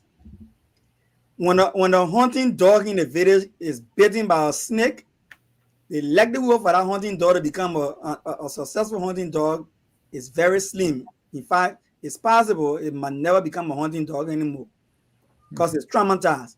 President Boakai has been bitten by corruption. The stealing that is happening in the country is at the acquiescence of President Boakai. He's knowledgeable of them. And to think that he would prosecute people for the stealing is a fallacy. He would just suspend them and pay them in the background. He would not prosecute them. It's not going anywhere. I just wanted to make that note. Thank you. ArcelorMittal invested 1.4 billion in a concentrator plant at Mount Tokadeh. If you were in Yekepa, if you visited Yekepa just like me, in fact, it was at the Lamco hospital that I became a man. If anybody knows what that means. Mount Tokadeh was being talked about a lot. Now, if you look at this, and I want to start with Gabla, he looks a lot at these concession agreements. With the way everything is, how does this new investment benefit us, the people of Liberia? Gabla. Okay. The new investment could benefit us if we have proper tax oversight And if we had people at the table willing to negotiate in favor of the Liberian people and increase the royalty payments that ArcelorMittal gives our country. So let me start with, I think it's somewhere between 1.4, on ArcelorMittal's website, it says 1.4 billion for this concentrator, and it's supposed to quadruple from 5 million megatons to 20 million. To 20, yeah. Okay, but on that website, I seen a number around 30. Okay, what I'm looking at is the return on investment and how that may dictate whether or not we go into another 25-year agreement with them after 2030, right? Because I think that's when the current agreement is over. Then I look at things that they said on their website, like how they still have to bring the port and the railway system up to par, but I know they said they invested like 800 million into the railway system. So I don't know what the truth is as far as what they're telling their stakeholders. Then I look at them saying that the additional jobs, permanent jobs, would be 1,000. So for 1.4 billion, we're looking at the creation of 1,000 jobs. Then they say 5,000 temporary construction jobs. In a nutshell, in my opinion, it doesn't benefit the Liberian people whatsoever. We're still looking at an extraction process where there's no value addition here on ground, and we're just seeing our resources go right out of the country to benefit others. And what's also scary is that I've seen politicians from that area saying that they want to be a part of the negotiation. And once again, it's just virtue signaling. Like, we're happy for the not the self-awareness, but we're happy for the awareness now that they're raising by speaking on these issues. But we don't want more rogues sitting at the table, getting brown envelopes, benefiting from the pain and suffering of the Liberian people. So in a nutshell, Mr. Jai, it does not benefit our people. This investment is nothing, right? If you have $1.4 billion to drop into this country that has poor infrastructure all over, we don't have the proper educational infrastructure so that we're making sure that we have sustainable development through our youth being developed, through their minds being developed, then I don't know. You know, people like to play into what the corporation wants us to believe, right? They want us to just see the number and be like, oh yeah, it's a great thing, and this means that. No, they need to be more detailed as to what it means for Liberian people specifically. We can say 1.4 billion all day is a nice sounding number, but how does that trickle down into the economy here on ground, which we really don't have a actual real economy when you look at Liberia. I think 80% of our economy is just extractive, and then I think it's maybe like 20% of our GDP comes from remittances. So we don't really have a true economy here. So I'm getting tired of saying the same thing over and over again. I don't want to feel like I'm starting to feel like I'm beating a dead horse, but it doesn't benefit us. I don't understand why our leaders can't recognize that we have the ball in our court. We're the ones who have the leverage. Why do we allow foreigners to come into this country and make it seem like they're assisting us to do anything? We don't. And once again, people are only coming here because we have poor oversight. I can't even fully blame the company, because a corporation's job is to see an opportunity and take advantage of it. It's our job as a people, as a government now, to make sure that we can facilitate the investment in a way where we're able to extract resources from them, resources being capital, and reinvest that capital into our own country. So I'm not one who's asking for ArcelorMittal to fix all the roads leading from Sounty to Yekepa. That's not the responsibility. The responsibility is to make money. But while we're at the table, it's our responsibility to our people to make sure we have the right people sitting at that table who can help us determine what we need to put in the contract now that will lead to development in this nation, sustainable development at that, and benefit a majority of the people here in Liberia. ArcelorMittal is not the only one. Okay. Thank you. And I know, Victor, you wanted to leave sooner, so I wanted to go to Evans, but I'm forced to come to you. Yeah. Let me ask you this, right? Because this is what President Bouakai said when he was there about this. And by the way, if you want to join the conversation, ladies and gentlemen, please call 605-313-6004. The code is 791-403#. President Bouakai said this level of investment is a strong vote of confidence in Liberia's stability, our economic policies, and the potential of our people. We are not just building infrastructure, we are building hope, jobs, capacity, and national pride. Do you agree? Yeah, what is building hope? I don't understand that. I don't know. Look, I can't fault the president for being optimistic. I think that's his job, to inspire confidence in us, and give us hope. But I don't know how you will be building hope by, going to ArcelorMittal. Look, I looked this company up, and I hope I'm wrong. I agree with Mr. Brunner in the first place. Right now, what we're hearing is the ArcelorMittal story. It's like you want a girl, you present your best face, your best effort. What is the government saying? What is this investment going to buy? So I looked this company, I don't know, I had to probably relook again. I'm probably with Dr. Pearson, he's the researcher here. But it's been reported that this company's combined income globally, $1.3 billion last year. Are they really going to spend $1.34 billion in Liberia? Do we really believe that?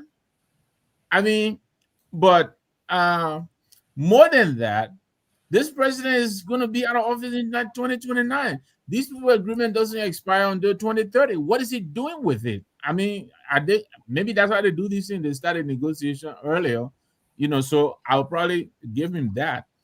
But let them tell us what it is that they are negotiating. And this is where I think the gripe that the legislative caucus from NIMBA as being expressed by Senator like Tweh and Representative Musa Bility, this is where they come in.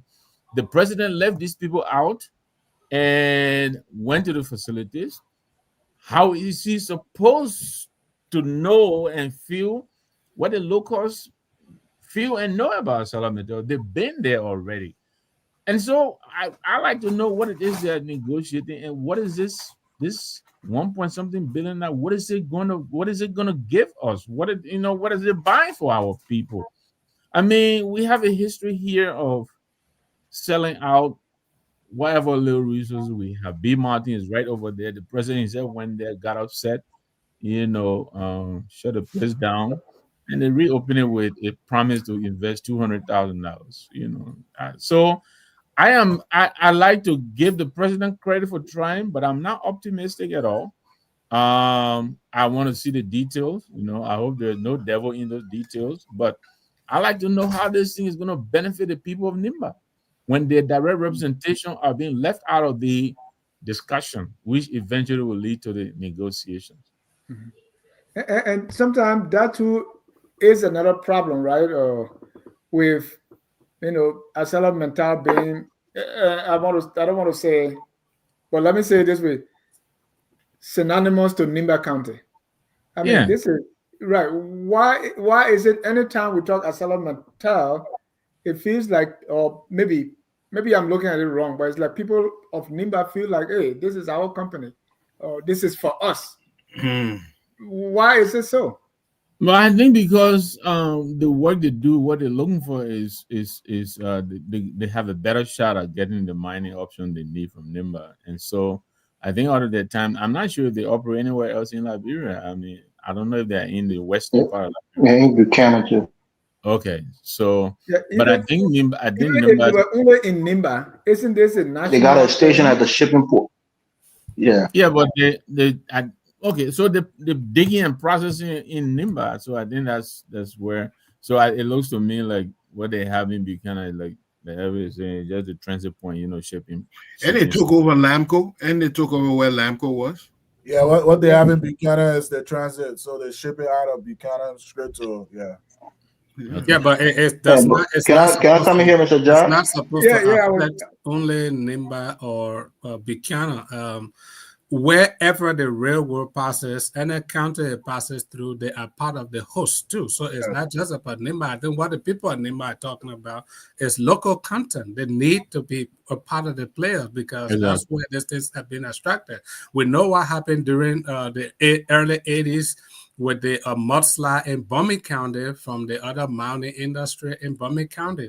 People died. People were buried while they were sleeping. I was a kid growing up. That thing happened at night.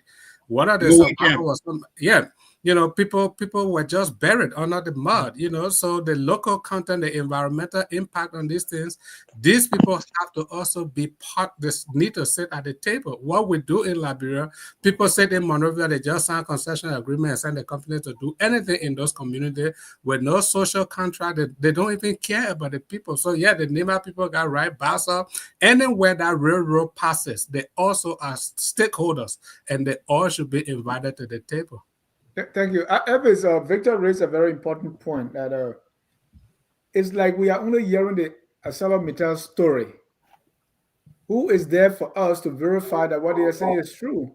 That they actually invested 1.4 billion, and that this is what they say it is what it is, and whatever is being generated is really what it is. Who is accountable? Well, of course, thank you, Mr. Job. But of course, any reasonable minded person would know that bringing a concentrator is very expensive. Very, very, very expensive. It's also a value added instrument that could be used to prolong their stay in Nimba County, particularly. So I think overall it's a net positive, right? Because the people of Nimba have job, security for a long time. They're going to be there for longer, and the county would benefit, especially in that region. The last time No, I Lambo mean, was Mr. there. John, we just have to be honest, right? If No. you What start I'm saying saying, the last time Lamco was there in Nimba, we are almost refugee in Nimba County. So I don't think that's it's what just Nimba people benefiting from jobs. Go ahead. no, that's what I was saying. I was saying that the people from that environment too, the surrounding counties also benefit. So you have people coming from neighboring Grand Julia, Bone County, and so on, becoming drivers or even going and working for the mines. So the point here is that it benefits those people closest to the action. It's not going to benefit the people from all the way, in Kidmount, because you have to trek and go all the way to Nima. But the people right in that environment is going to benefit. So it's a good thing. We don't want people's jobs to be lost. We don't want people, who have been working there able to build homes and do something for themselves and their kids. It's a benefit. But I think this is supposed to teach Liberia a key thing here: value added. Look, if you have an ore that is subpar, and you can bring an instrument like the concentrator that's going to add value to that ore, and it's going to give you more, a revenue because you've added something to it that makes it better and it's sell for a higher price. That's a positive. All of our natural resources in our country, we as a people, we as a government, we don't have any means to add value to it. We can make things from our own iron. We can make steel. We can do anything that will give us more resources from our own natural resources that we have. So I just think that the fact is that President Boyka bragging about this. Another thing you have to put into perspective. There's some kind of backhand deal that went on here. This is speculation. But you remember HPX, who our good friend Sam Waller was raving about how HPS is going to do $2 billion investment in the country, and they were close to President Boycott, but it seemed like ArcelorMittal probably had the biggest bid, and they probably bought out President Boycott, and now HPS is thrown to the wayside. So now ArcelorMittal is the big boy that's still left standing. So the reality is concessions don't develop countries. I think everybody on this platform will know. The concessions don't develop countries. You can have it, but what really would develop your country is the money that you get from this concession agreement, how you invest it in your country, how you invest it in your people. Those are the things that will yield fruits over time. But just having concession, people getting paid on a daily basis, yeah, it will sustain them. But on a larger scale, those people who are getting paid are usually going to build right within that environment. It's going to make people in Nimba doing better. They will build nice homes. They will have the amenities in their county. But the country at large is not going to see the benefit of the resources that we're getting from ArcelorMittal. And while, I feel sorry for Prince Johnson of all people. He was one of the most outspoken people when it came to ArcelorMittal. He really strong arm, man. He really bamboozled him out of a lot of money, but at the same time, he also advocated for the rights of the people of Nimba. And I think they benefited tremendously from Prince Johnson's voice. Now that he's gone, they've cut out the middleman. They're only dealing with the president. I remember when the people of Nimba was against President Weah, because Prince Johnson said he took out $8 million for ArcelorMittal that's supposed to go to the people of Nimba. Until he can get that money back, you're not going to vote for him. That was the whole breakup with the MDR and the CDC government. And now President Bouaka is not even going to any senator. He's not going to any kingmaker in Nimba County. He's going directly to the people themselves. And his son and his family is going to benefit from whatever couple of millions they're going to throw their way so that they can approve of these deals. But this is Liberia. Nothing changed. I think he's going through the superintendent. The superintendent was there, so. Okay. Yeah, good. The senator and representative and going to the superintendent. But let me bring in some colors here. But hold on, Mr. Josh. I want to say something to what Mr. Morris said. It's not value addition to Liberians at all. I mean, this is value addition to whoever's purchasing this iron ore on the global market. But as far as it being concentrated here and there being a higher quality of iron ore, it's just leaving Liberia. It's not any value addition here on. Dennis, I'm not spoken on this subject though, but you can take the call. I know others have not spoken. I want to bring callers in to speak as well. Sure. Yeah, because that parable of the dog that you give. That's why you have not spoken again. Yeah, that Lynn did it. Lynn did it. All right. Let me bring in the attorney, Connie Freeman. Wanda, you're alive. Thank you very much. I'm at pains to correct that information about NSA. I think one of your panelists said that NSA is not subject to audit. And he read some section of the act. But I think that's an incomplete information. I want to correct it. No, I didn't say they're not subject to audit. I said it's a claim. Let the caller finish. There is a component for internal audit and Inspector General's report. That's section 6F. You can check it off yourself. There is a component for financial audit, section 11C, covering financial control. There is a component for Ministry of Finance and Ministry of Justice supervision, section 6D, subsection RRR, section 10. They are subject to legislative oversight, section 8. They are subject to presidential directive and control, section 11A to D. And they are subject to the Code of Conduct 11C. Hello? No, it's not finished. So to say that they are not subject to audit and other control. Secondly, NSA is not a republic of NSA. They are subject to other laws in the country. We have laws governing money laundering. We have penal laws that tell us how to manage the government properties and other things. They are subject to those laws. So to say they are not subject to the law will make them to be above the law. And I want us to think for a moment. This NSA thing, if we don't put a cap on it, it will destroy the country. Under George Weah, the NSA and all the illegal activity came up to 178 million. NSA 122 million, EPA 25 million, Ministry of State 21 million, and Financial Intelligence Agency 9 million, totaling 178 million. That's almost 30 million per year of illegal activity. Now, under Bouaka, just check the budget out. Just between 2024. Attorney Freeman, you said illegal. Make the last statement. No. You said illegal activity. I want you to underline that. We'll come to it. Go ahead. Yeah. Under Bouaka, as we are crying, we don't have money, and we are going abroad begging for money. Can you imagine? Check the record. Under 2024, actual expenditure at NSA is 13 million. What in God's name are we spending 13 million at NSA for? And this year, 2025, we have budgeted 15 million. So the NSA thing is very serious. Okay? You can't spend 28 million in 2 years at NSA doing what? When we don't have medicine in the hospital in JFK and children are learning on the floor in Nimba County and in Grand Crew. Why spend $8 million at NSA on covert operation. Covert what? Thank you. So, I mean, it's just sickening. Anthony Freeman, you said the activities were illegal, but covert activities, that's legal. No, because the reason why it's illegal, because there are other laws, okay, Dennis? There are other laws in the country that tell you how to spend government money. So the only law in the country is not NSA law. They have the Ministry of Finance law, they got the penal law, they got the money laundering law, they got a whole bunch of other law, and that is the reason why it was touted in the CBO audit as being unlawful and illegal. Because it is not only the NSA law that they are going by. They are going by other law, a combination of which made those transactions unlawful and illegal. But even the value of them. Right, but there is no law. The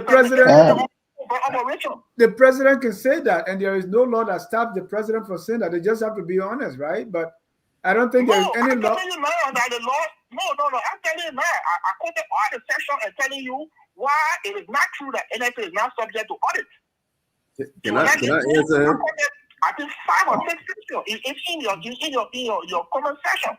I gave you all the sections that show you that NSA is subject to internal audit, inspector general inspection, financial audit, MFD supervision and oversight, legislative oversight, presidential directive and control, including the code of conduct.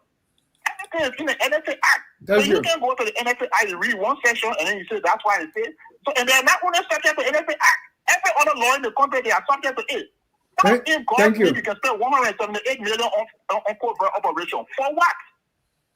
Can I answer? It's gonna be really quick. Thank you. Let me bring on Kalabo Gongro. Kalabo, you're alive. Dennis, sorry. I put myself on mute. Yes, sir. Am I live? Yes, sir, you're alive. Go ahead, sir. Okay, I just want to make a quick comment on the ArcelorMittal issue. I listened to George. I think George was making a point that the argument of the Nima caucus is basically they want to have the same kind of people on the table. But if you look, Mr. Bongo, you can be eating while you call on the show, man. I think you buy to 2020. Mr. Gonglo, ever say you to stop chewing? That GB or what? I'm not chewing. You're chewing, bro. Yeah, chewing. Bro, who is George on the show you're referencing? Bala. Maybe, I don't know. All right. Go ahead, sir. I'm not chewing. So here's what I want to say quickly. After the 2020 senatorial election, the now current vice president went to Ikepa and he paraded press. He took the press from on River Spoon and all of media crew to Ikepa, and he condemned the fact that ArcelorMittal had people living in continuum, and the hospital he claimed was boring that hospital. The hospital is not up to standard. He made a whole spectacle out of it. But here is a man who was representative for all these years and living in Lima and say he didn't know that. So what our politicians do, they protect themselves based on the ignorance of the population. Like what the president just did in Lima yesterday. An old concentrator would not create job that is then projected. You can even just Google it, be a Google scholar for a moment, and see the type of jobs that an old iron ore concentrator will create. Those are harder technical jobs, like mechanical engineer, chemical engineer. We don't offer a chemical engineering degree in Liberia. Okay? We don't offer a mechanical engineering degree in Liberia. So it means either Liberians who study abroad or the company will bring foreigners to occupy those positions. Some of the indirect jobs that all concentrator will create are the transport and service industry. Those are already existing in Ikepa. So nothing new will be added. Now, if you look at it critically, people are misleading the public. Here is what is everything that ArcelorMittal put there The importer, the contractor or company that bought industry and the company came and installed it. How many Liberians have assembled all concentrator before? No. Even some great way back in Lango town, those people might be in assemblies now. So the government is misleading the public here, and they're bringing out creating hope where there is no hope. That it will create jobs. Thank you. You know, so I just want to make quick comment on that, but I think that there's a serious attempt to mislead the public because the public is not educated. The public is not educated because the government after government like invest in illiteracy and misinformation. That's a classic example here.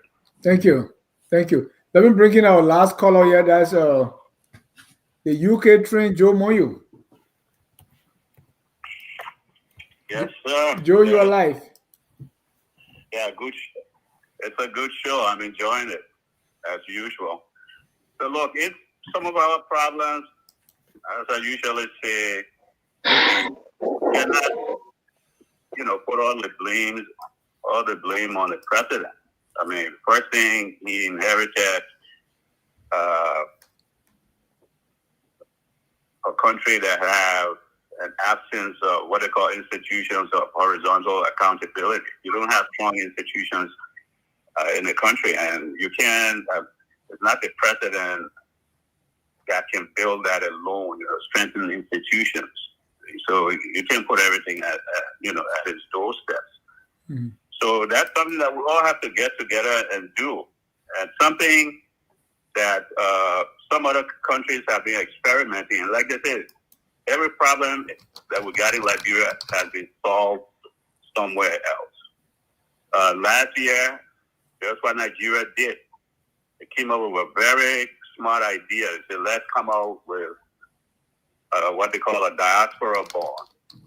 Because the Nigerian diaspora, they're involved in what's happening in Nigeria. They go to build homes and stuff like that. And we do that in Liberia too. If you go to Marshall Highway, everybody building houses there. That shows you how the people have that passion for the country.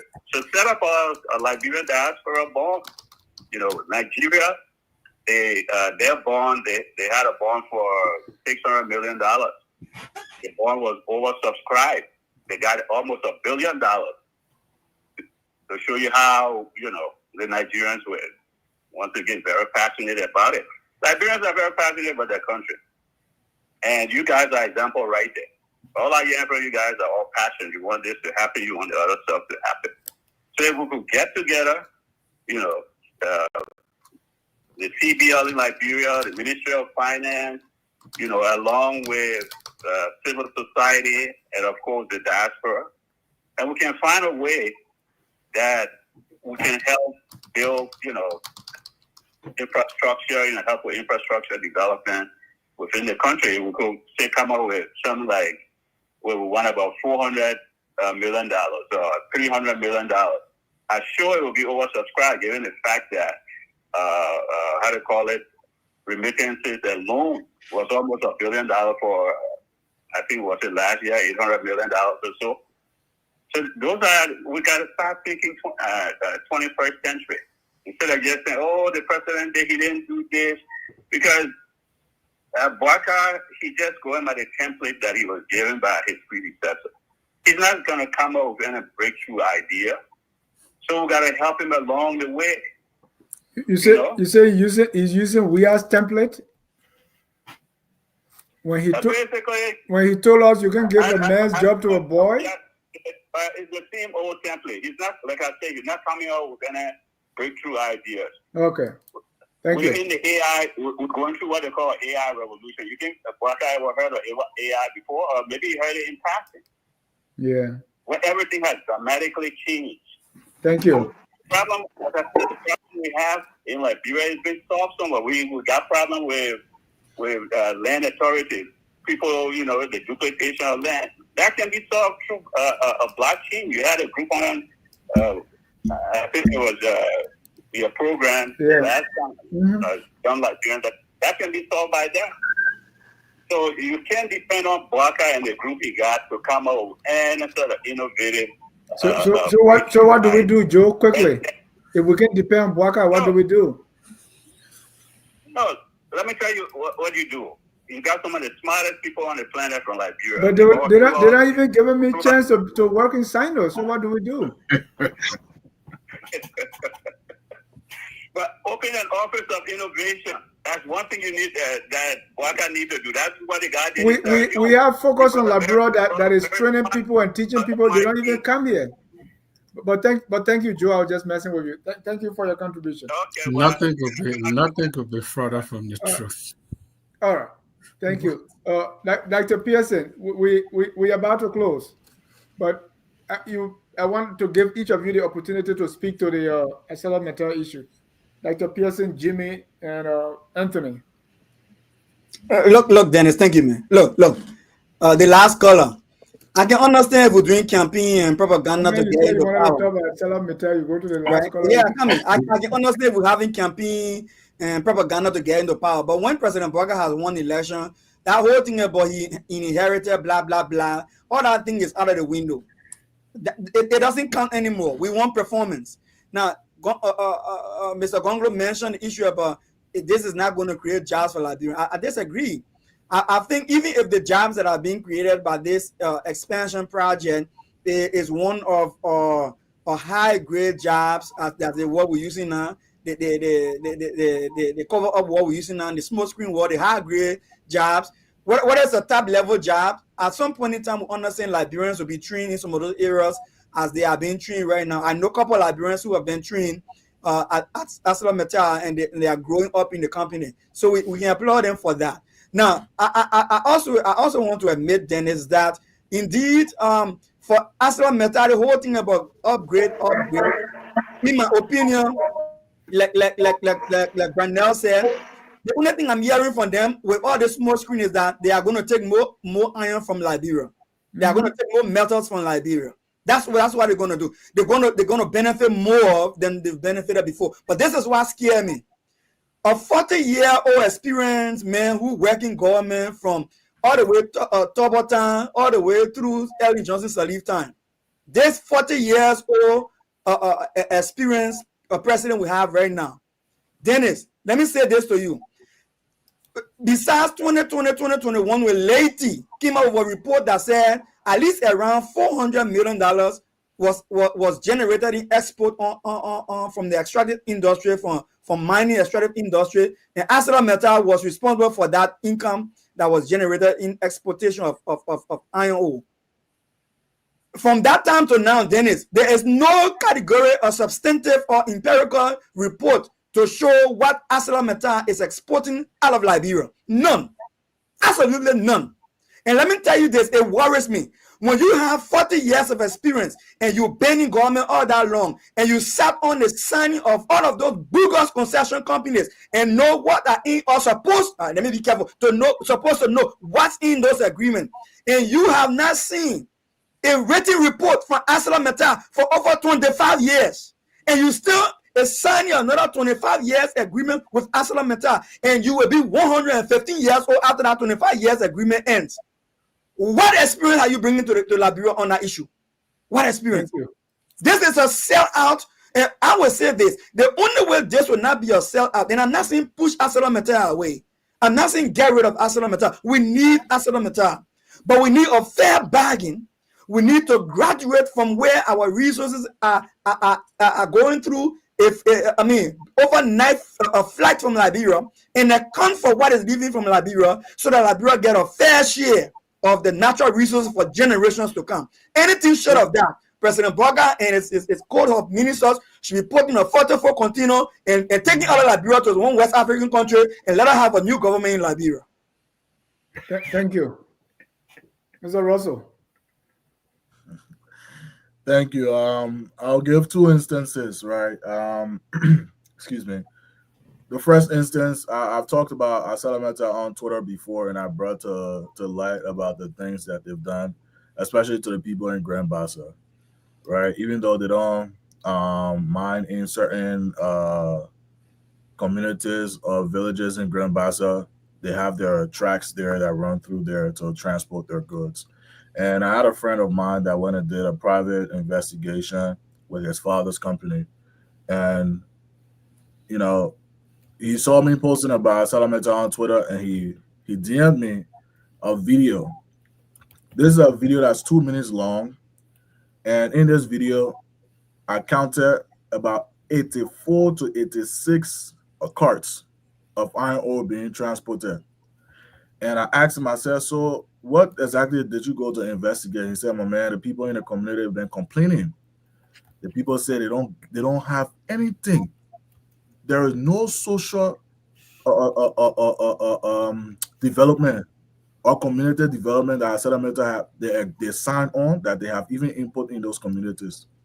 And I said, oh, but the people say that when people working ArcelorMittal, so how many people from that community or village working over there? He said, man, only one person.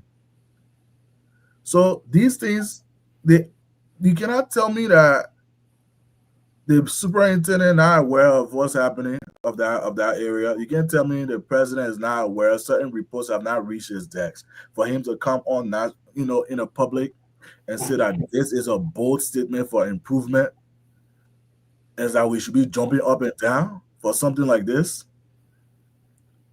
The ArcelorMittal celebrated 25 years in Lima County. What they give our people there? They give out a t-shirt. The road that ArcelorMittal was supposed to build for the president to ride car on.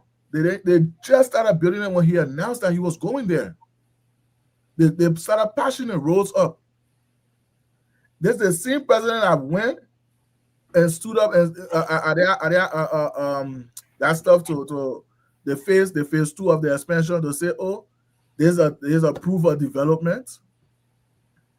All right, I think I'm gonna give her the floor. Donna Charles. I should keep talking. Yeah, Dana, can you hear me? Right. Yes, I can hear you. Yeah, we have problem. So Dana, just go ahead. I may not.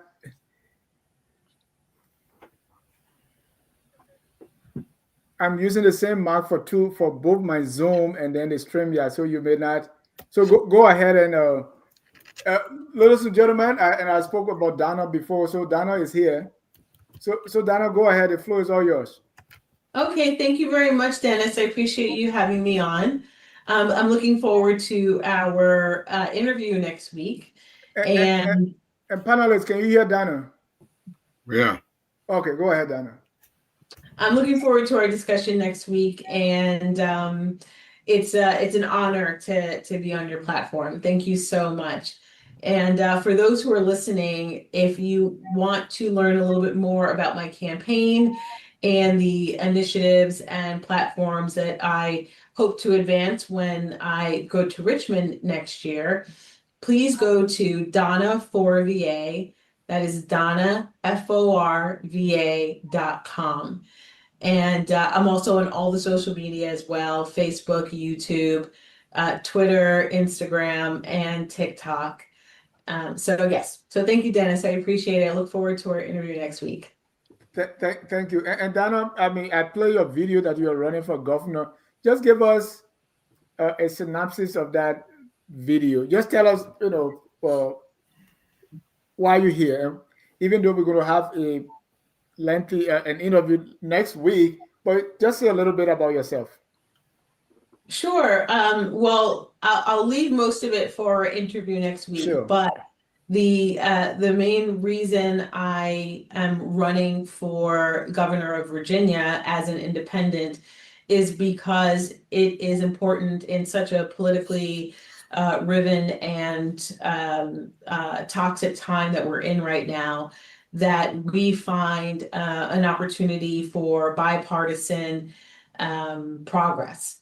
And as an independent, I have an opportunity to do that because I will not have a lot of the baggage, a lot of the restraints that Democrats and Republicans often have, and often limits them from making progress on important legislation and initiatives. And I think that will be important for Virginians. So that's why I'm running as an independent, and I'm running for governor. Public service is something that I hold very near and dear to my heart.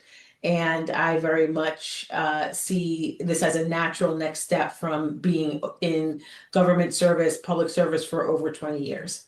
So that's just in a nutshell where I'm coming from. And we can talk a little bit more in depth next week about some of the specific initiatives that I plan to champion through this campaign, as well as during my governorship next year. Donna, I'm a Virginia resident. How are you? I'd like to ask you one question. What are your top 3 priorities for Virginia?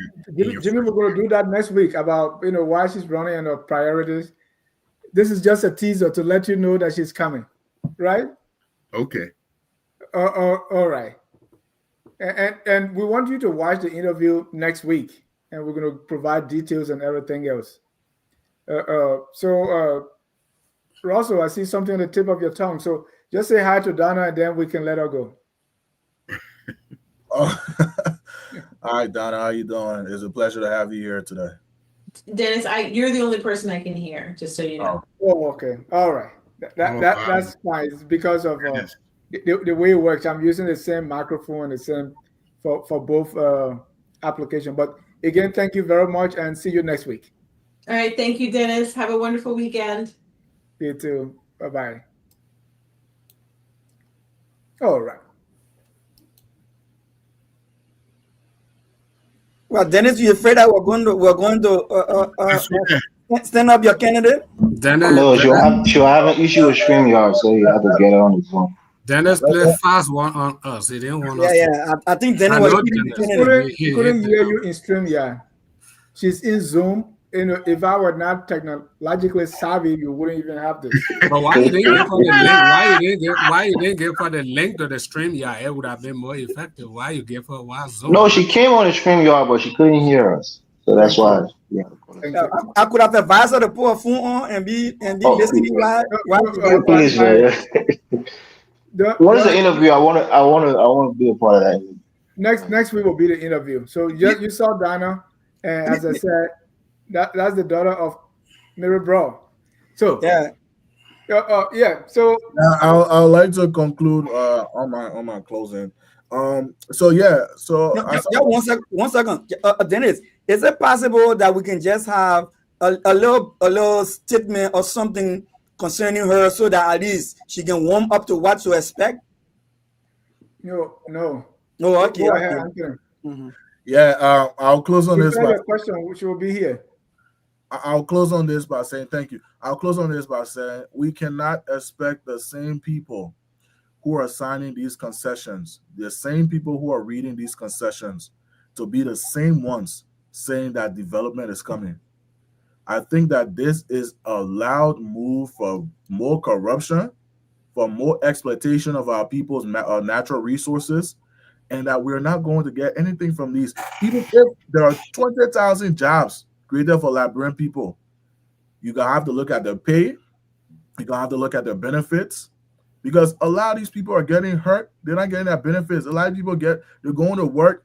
They're not getting paid the rightful wages. Is every development, not all development is good development. And our country's leaders, they have to start to look at these developments sometimes and say, okay, no, for the betterment of my people, let me not sacrifice more than what is actually being sacrificed. Than what these people, than the benefits. So I'll close by saying that this is not a milestone for any development. This is a milestone for more extraction, for more corrupt deals, and for more exploitation of our people's resources. And it's going to leave us, the younger generation now, to repair the damages being done today. And I know that majority of my age group people, they won't see this as an issue. But then in the next 20 to 40, 50 years, we're going to wake up one day and be like, oh, man, why did we sign that deal? Well, because we were all on Facebook laughing at Prophet Key and doing all kinds of things that are distractive to us. Now we're in this mess that we didn't even have the decision to make. So let more of our young people wake up. And Clarence Pearson generation will be responsible for that. Yeah. We're going to go around the room now and close. And if you can embed your ArcelorMittal comment in that's beautiful. Jimmy. Yeah, historically, we have not done the best with concessions. We've been taken advantage of. Yes, the government needs money, But are they at what expense are they willing to give up our natural resources, especially these inefficient administration? When I say inefficient, they don't even know how to negotiate for a better deal. One, two, they don't even know how to channel an extractive industry to develop the nation. In other words, schools, hospitals, roads. They don't even think about how to incorporate that when they're doing it. All they want is the money from it. And thank you, Jimmy. You're closing. 30 seconds. Yeah, my closing is just simple. There will have to come a time that we have people, the right people in the right places. Why are we having this conversation? Gentlemen, I want to tell you something. You may be disheartened when I tell you this. 30 years ago, I left in the University of Liberia. And we had these same conversations. The same exploitative tendencies that we saw, we identified them. And 30 years later, there's been nothing done about it. Yeah, we thought the revolution would have done it. Where's Mr. Nangbe? But as he said, it was hijacked. So what do we need? I think we need another revolution. I'm not talking about violence. I'm talking about we have to change our way of doing things. And that's only what Liberia will change. I'll leave it there. Evis. All right, thank you. Look, I think it was Harry S. Truman who said the buck stops with me. The buck stops with the president. Being the president of Liberia is an awesome job. It encompasses a lot of power and encompasses a lot of responsibility. So the president has to take charge and know everything that's going on in his government. It's his duty to do so.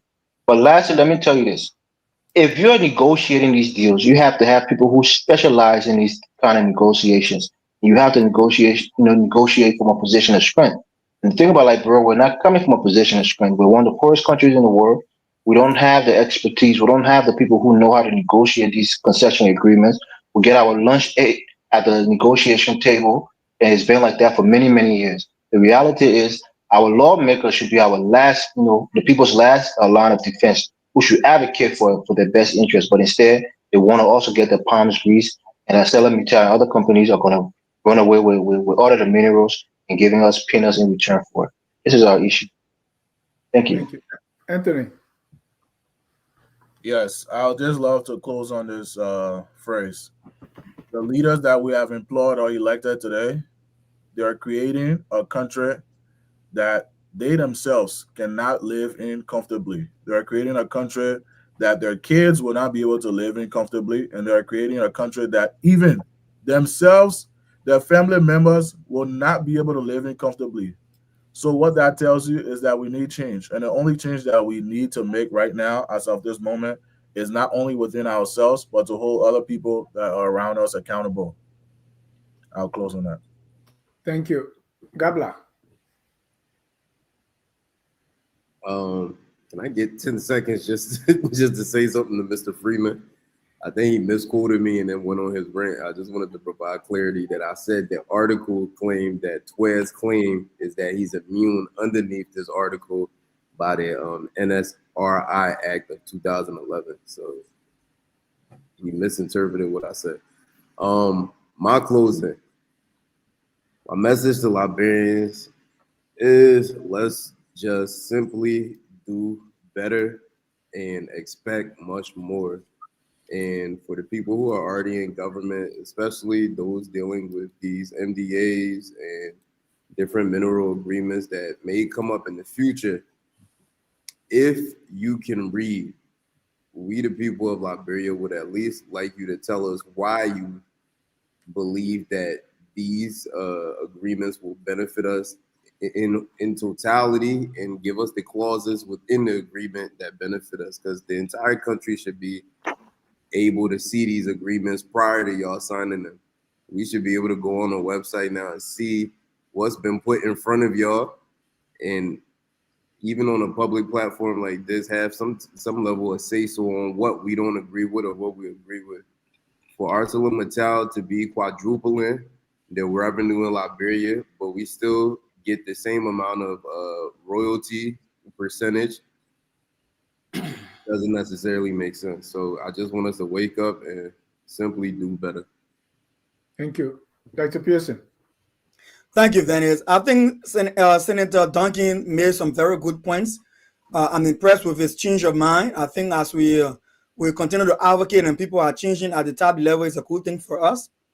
I think the whole issue about corruption in Liberia is a problem. President Bwaka is like in a situation where when a dog gets bitten by a snake, it doesn't make a good hunting dog any longer. I think that's the case right there. So corruption is not going to be solved anytime soon. ArcelorMittal, I think it's a good thing for ArcelorMittal to expand, but I think we should have a fair share of whatever they extract from Liberia. And President Bwaka, who have been there for so long, should know that he has not received report from ArcelorMittal.